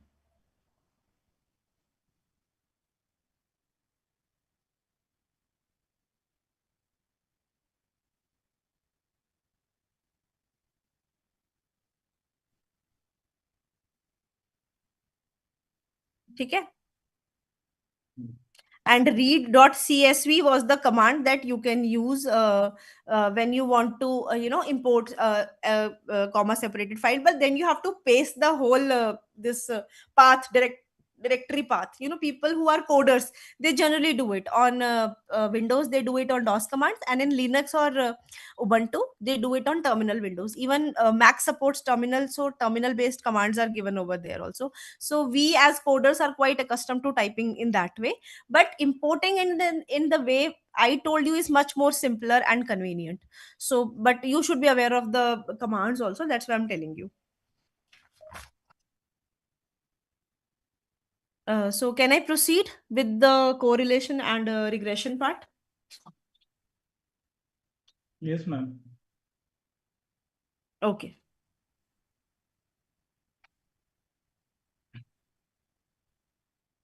Okay, so in order to go for correlation part, yes, let me again go to data empty cars. Okay, and now let me write the command for correlation. I want to know, is there a correlation between uh, empty cars, the first variable being HP, comma, again empty cars, the second variable being MPG. So here we are getting a correlation which is negative. Okay, so HP, horsepower, and miles per gallon, these are negatively correlated. That means if one rises, the other decreases. Okay, so this is how, if you want to know between the two variables, this is how you can get to know about the correlation. Also, if I want to know I want to create a correlation matrix between several variables. First let me type this. If you want to let me paste this. If you want to use it, you can use it. You can use it with any of the variables, but trust me, one thing that research tells you, that not all variables are related. So make sure you make a fine judgment about, matlab, there should be a logical relationship between them. All right, that comes from the research thing. That is has got nothing to, R will just do whatever you want it to do, but you should be clear about what you are doing. Okay, like height and weight could be connected. All right, but your score and your weight are not connected, so there is no point in correlating score and weight. I hope I'm making sense to you.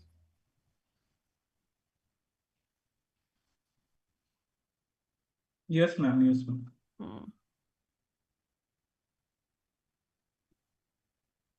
Now we can also create a correlation matrix. Okay, you will see how beautiful it comes out to be. I want to create a matrix between the variables of empty cars. Then this starts, and then there is a comma C. Now this MPG, HP, comma, weight.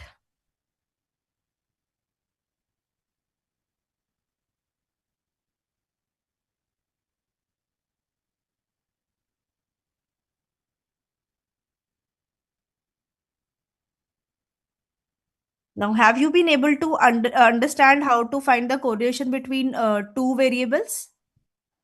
Now try this one.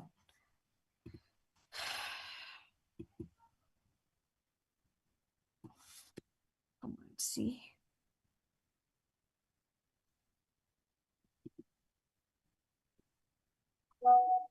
Now you please try this one.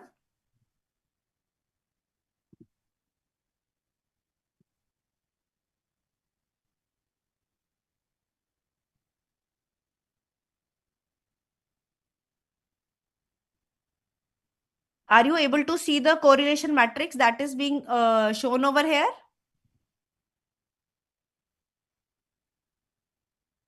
Yes, ma'am. So, sir, see, it is between MPG, HP and WT. Okay? So, you can see MPG and MPG are the same variable. So, correlation is 1. Okay? By default, it is 1. So, the diagonal correlation is 1, obviously, because with the same variable. But if it is MPG and HP, which I calculated above also, it is 0.7761684 and negative, which means they are highly correlated in a negative way. Similarly, MPG with weight is negative. Okay. Similarly, HP with MPG we have studied earlier, but HP with weight is positive, more than 0.5. Okay. All right. So they are correlated in a positive way. Okay. So when one increases, the other one is also. We can draw a trend line regarding the same also. I have pasted the command. I hope you have been able to get it. Okay, Miss Shilpi has been following rigorously. She has been constantly giving us responses also. Thank you so much, Shilpi ma'am. That I hope you are learning enough, and it is somewhat to your adding to your knowledge, and it will help you in your future as well. Thank you, but thank you for being so patient and being with us throughout. So as you can see on our here we have got this. We can also draw the trend line. Okay. Just wait. I will plot it. Okay. Plot. I hope this does not need any package. In case it does, kindly comply and install it. HP, comma, empty cars, dollar, MPG. Okay. Comma, main equals HP versus PG, comma, X lab equals horse power, comma, Y lab equals miles per gallon.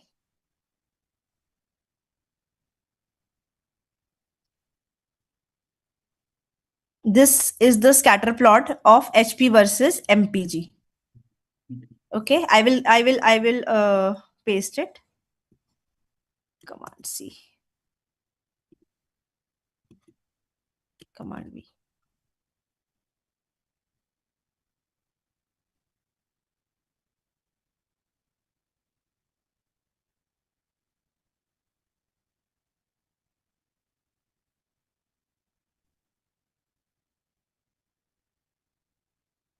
Okay, Mr. Kumar, thank you so much for being with us also and for following the instructions rigorously also. Thank you so much. And I hope you have been able. Now, as you can see, just as the horsepower is increasing, it is moving towards 300, the miles per gallon is decreasing. Okay, so that is why it is showing a negative correlation. Also, you can draw a line for the same trend line, which we call it. Again, you will draw an ab line, and this will be LM, and the bracket will have MPG. Then there is a tilde sign, and there is HP, comma, data is equal to empty cards. Okay, and comma, comma, uh, empty cards, comma, color equal to say blue, and comma, line width equals 2.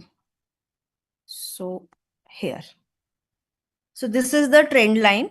They have drawn a fitted line, and as you can see, the line is going downwards. Even if you can't make out through the points, you can see as horsepower is increasing, miles per gallon is decreasing. I hope now it is making sense. The correlation is making sense, and such things can be done amongst other variables as well. Okay. Is there any that can help us to write command as per our requirement? Because as everyone is not familiar with these commands, which has to be done to get results, or how can we get to the acha? Don't worry, I will tell you the book name also, where which you can buy. It is, I suppose, less than 1,000 rupees book, and you can buy it online. It is written by a very famous teacher of research. I think few of you must have heard it because he is a neighbor of yours only. He stays in Gujarat, and his name is Dr. Dhaval Mehta. He has written data analysis using R, and his book is widely accepted and widely appreciated also. He himself is a very good teacher. He has a YouTube channel also. You can visit him also. I'll give you the name, Dr. Dhaval Mehta. His videos you can follow, and he has a book written by him. There is a cheaper version and there is a expensive version. The cheaper version is even less than 1,000 rupees, and it has got all the things. It's a quite a thick book having all the commands and everything in it. Apart from that, there is also Professor Neeraj Kaushik, again wonderful teacher. If you get to know that he is teaching somewhere in some FDP, very good teacher. Matlab, research means Mr. Neeraj Kaushik. He's very good at it, and he's so friendly. His commands, his teaching is so flawless. It's very good, and he's so friendly with you. He teaches the way you want to learn. So very good, and both of them are available online also. Their videos, their teachings are there online also. And you can go for them. All right, Hannah. So yeah, I will. I have not shared. Let me share it. Don't worry, I will share it.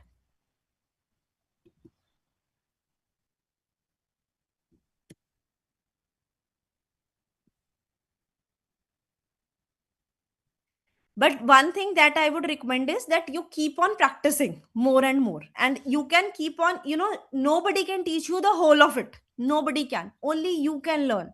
So you have to see that how you can learn more and more by going through the data, different types of data, and doing different sorts of things on them. Like I told you that this summary tools is a very good software package in our studio, but somehow there is owing to some glitch, it is not working on my system right now. But it is very good, and it will help you a lot in understanding about this. Okay, any doubts till now, you can again write them down and I will tell you. Okay. And these people, like I told you, having a hard copy of the book gives you, an upper hand, because then you can refer to it anytime you want to. Going online for every small thing is a bit tricky. always it is not possible. Having a hard copy of the book will help you. So I will recommend that the book written by, I think it is available on Amazon also. I got it from Amazon. It was 2 3 4 years back when I was doing my diploma in data science and artificial intelligence. Then I got this book. And I have been because my diploma needed me to submit a project in done by R only. R was a subject that we were taught during that, apart from Python. So during that time I bought this book, and I have followed Mr. Mehta a lot. I know him personally also, and he has been a terrific teacher. So you can follow his videos, and he has his own YouTube channel. You can follow that. Not only our studio, he has shared many upcoming. Every time a new AI based software comes up, he comes up with the video for that. So he is very much with.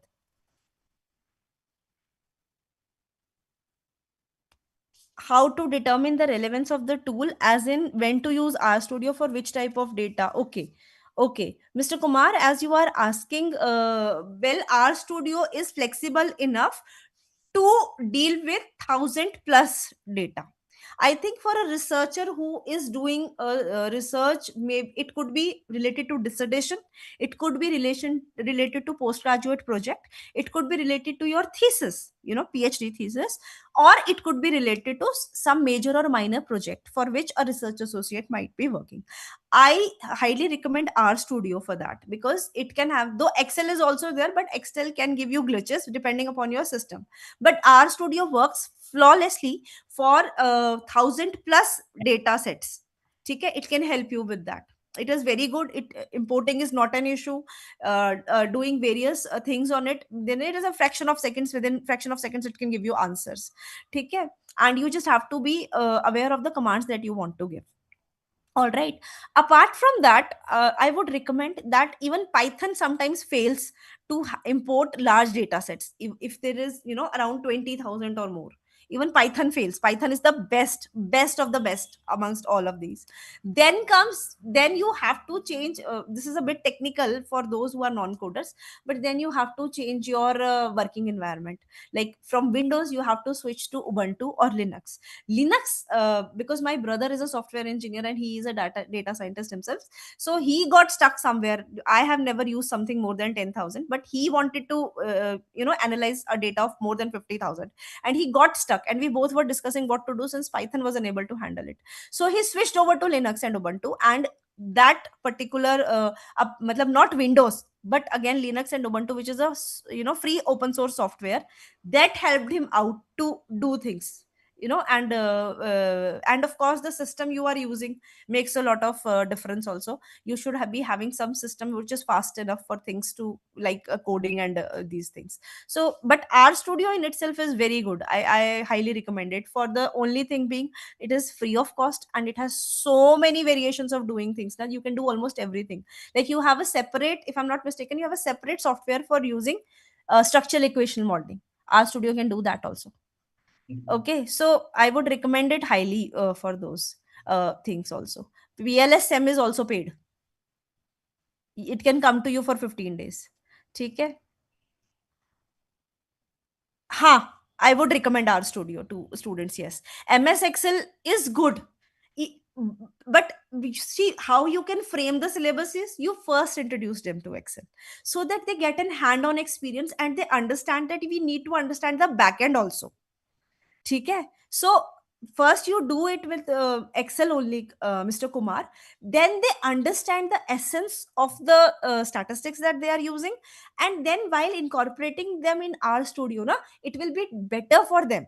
So I would recommend the Excel be the first step of learning the statistics, and then going on to RStudio, because Excel gives you a very good grip on the facts that everything is happening in front of you. There is no back end, there is no front end, there is just one screen, and you can actually see what is happening. It is a dynamic one. You can see things changing there.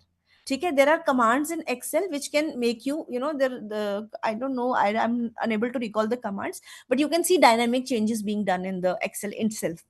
So I would recommend that first you teach them Excel with appropriate statistics, and then you move over to RStudio. So it should be a step in learning RStudio. This is my recommendation as an academician. All right, any other then I can proceed with the linear regression model. I would try to make you accustomed to that. Okay, so how to do that? Let us try to build a model using linear regression over here. Okay, and again I will use the familiar empty cars wala data here.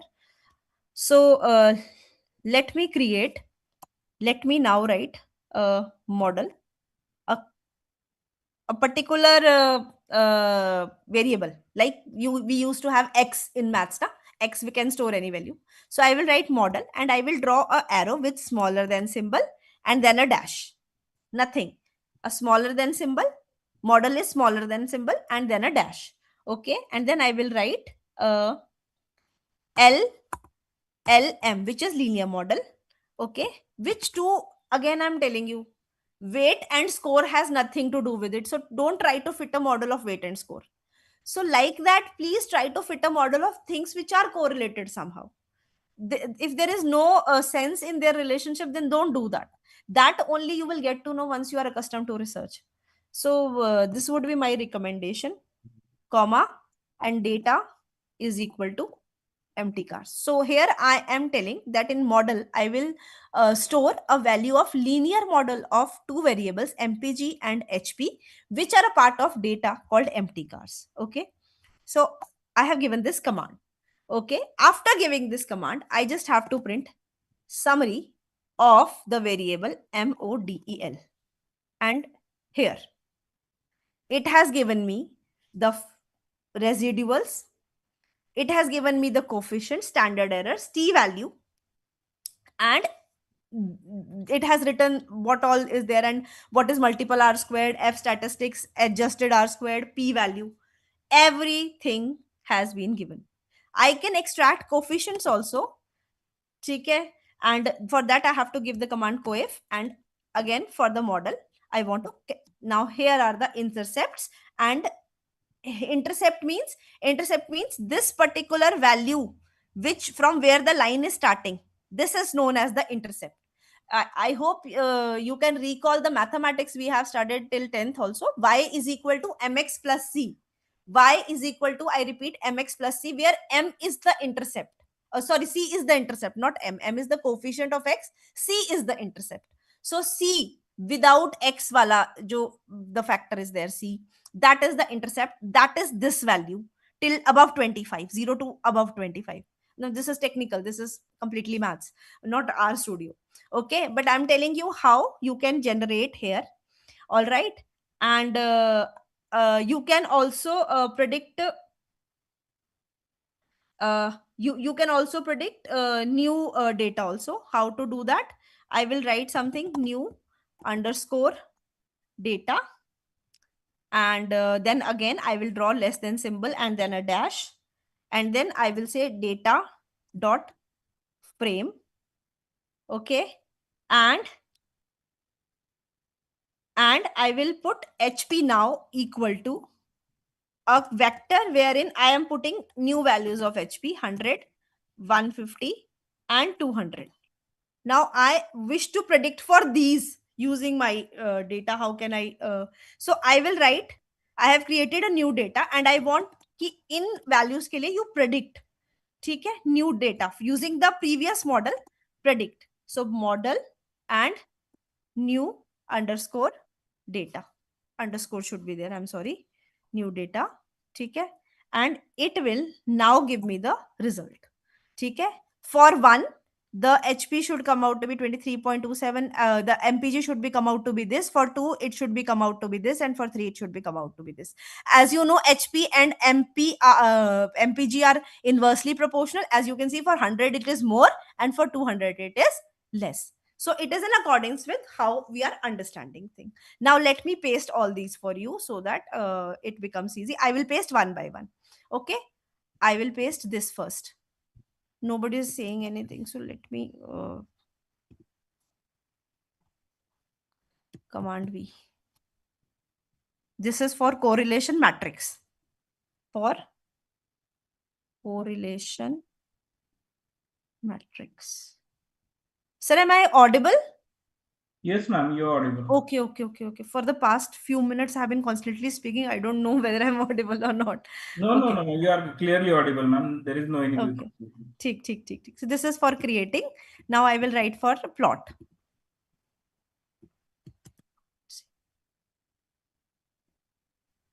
Excuse me, ma'am. You've Yes. already posted the plot. I mean, Okay. this tablet. हाँ. ठीक है. I have posted. Now let me post the new ones. Okay. I will post again. Don't worry.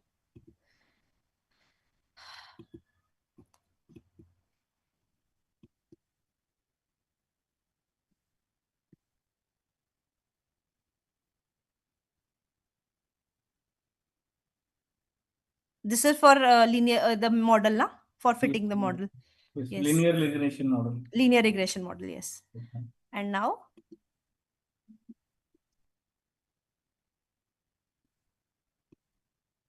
if you want the summary of the model. And now if you want the coefficients of the model.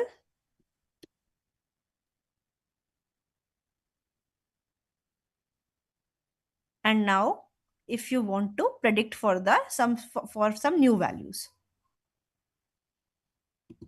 First, you have to create the new values for which you want to predict. You have to give those new values as input.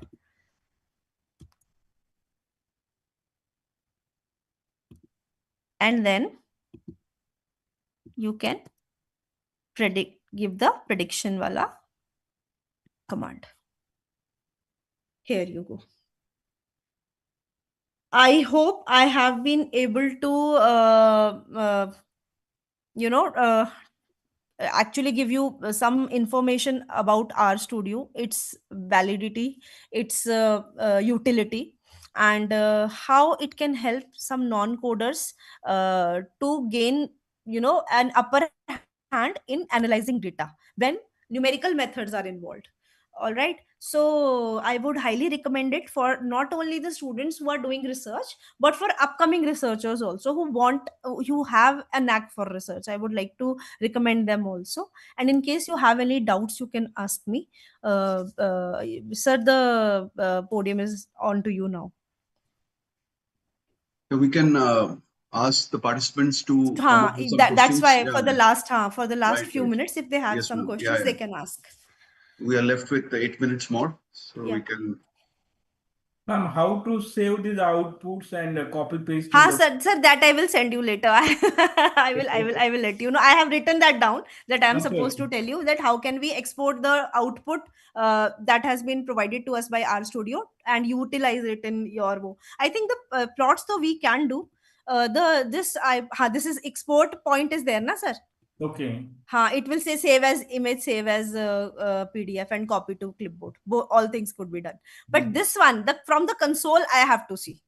This though I know this can be done. Like this has been created, now you can save it as image. Then image you can use.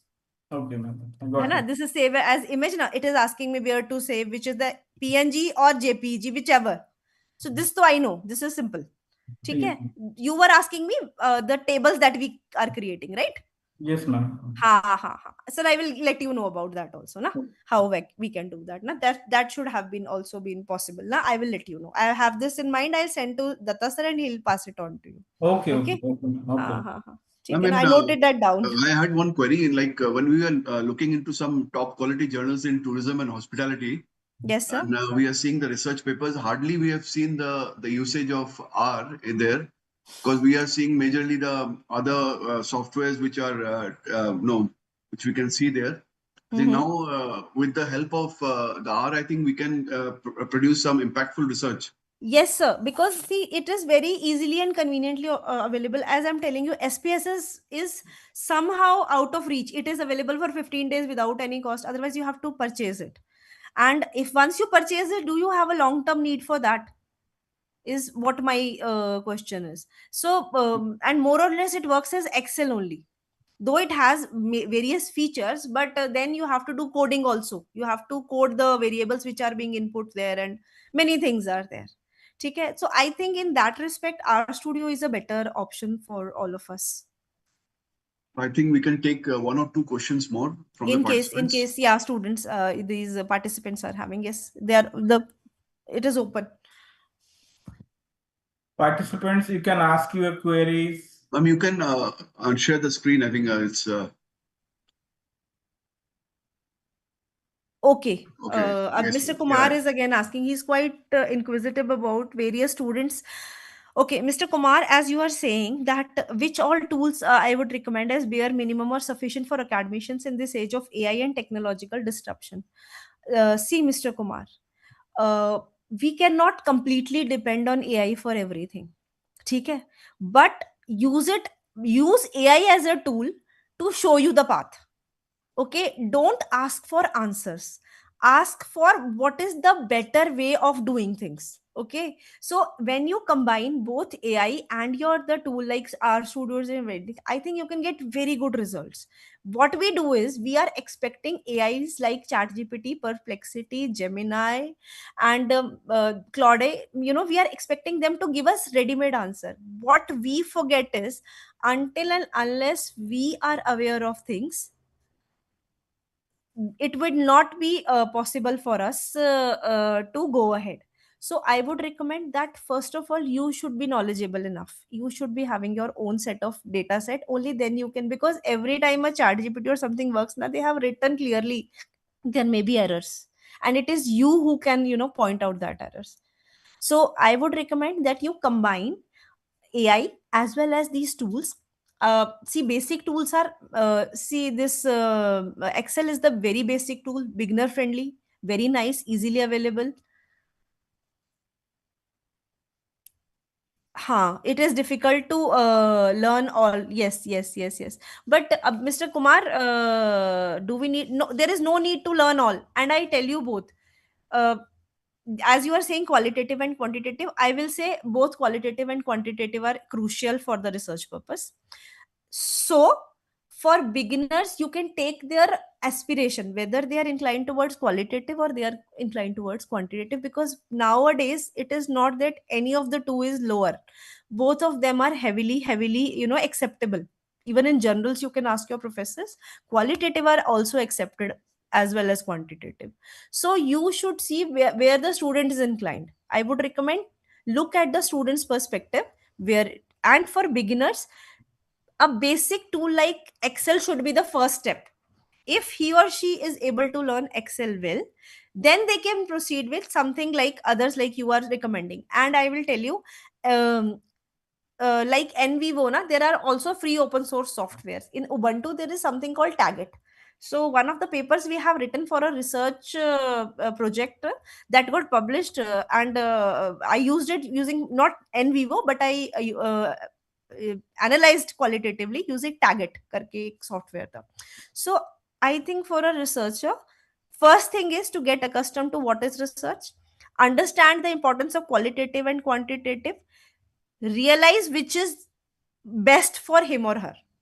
I may choose qualitative, you may choose quantitative. Let us both pursue our own ways. Okay. And then learn the software accordingly. But yes, a tool like Excel should be basic for both, I suppose so. Which one you said for the qualitative? Which So statistical? Tagit. Tagit is the name. TAGUIT or maybe EIT, but it is Tagit. not available for Windows. It is available for Ubuntu and Linux. But I think somewhere down the line, Windows might also be having a free open source software for the same. You can check. Qualcoder is one of the open source software. Open source Qualcoder. Yes. Yes, ma'am. Qualitative analysis. Analysis. Yes. So I'm telling you, beginner friendly students would not like to, you know, spend money. They like to learn. And for learning, I think open source softwares are the best. And once you get accustomed, there is no need to purchase further. I think you can go ahead with them. Ma'am, can RStudio, can you do the qualitative analysis as well? Sir, Bibliometrics is there, na, the software, there is Bibliometrics software. Okay. So, I will send you some information in that regard also. I will note. If you want, na, I will send you how to go about it. Na? You can use. Then what it does, na, sir, you type that software and it takes you to the Scopus wala website or the Google Scholar wala website. And then you can select the papers you want to quote or you want to take. So those things Dr. are Baksal, available. you can just propose the vote of thanks because it's already 4 p.m. now. Okay. Yeah. So I would like to propose a vote of thanks on behalf of Amity Institute of Travel and Tourism, Amity University, Maharashtra, to Dr. Jyoti Bharadwaj, an independent researcher and a freelancer in terms of the research. Like ma'am has conducted a hands-on session related to the R studio, and it's also very important session for the beginners, even the mid-career researchers, to know about the basics of like how to use the R studio for the research. And ma'am has taken us through like how to do the descriptive statistics, how to calculate the mean, median, histograms, like how to import the files in R studio, and how to calculate the correlation and regression. I hope this will definitely help all the research scholars, even the faculty members, to do their quantitative analysis related to the research. So I would like to thank to our HOI, Dr. Professor Vivek Datta, as well, like giving this opportunity to have this session, particularly related to the R Studio. Again, I extend my thanks to the IT team from our HO for their constant support in conducting and the like smooth conduct of these online sessions. Though we are connected online, but everything is going smoothly, so I must thank them as well. So, and lastly, I would like to thank all the participants for your active participation. Though these like technical sessions are a bit tricky, like even if you are missing one step, you feel like it's not going to work for me, right? So your response is also equally important, and I hope like you will continue with the same enthusiasm and the active participation in coming sessions as well. I thank you everyone for your active participation. Now I request IT support team to kindly enable the video option so that we will have a group photo for this session. And I request everyone to kindly put your cameras on so that we will have a group photo for this session. Thank you, Jyoti ma'am. Thank you so much for that. Thank you, sir. Thank you for giving me this opportunity. I'm really thankful. Heartfelt thanks. Thank you so much, sir.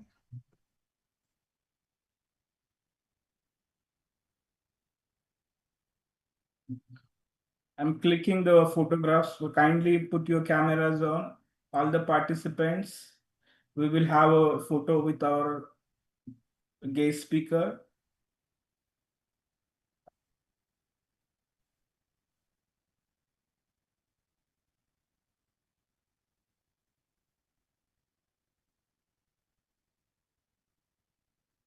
Thank you. It's done. Thank you so much, ma'am. Thank you. Thanks. Thank you, sir. Thank you so much, sir. Thank you. Thank you. Okay, Thank sir. you, Okay, everyone. sir. Thank you, ma'am. Thank you, sir. Thank you, sir. Pleasure. Pleasure is mine. Thank you. Thank you so much. Thank Arvindji, you can close now, yeah?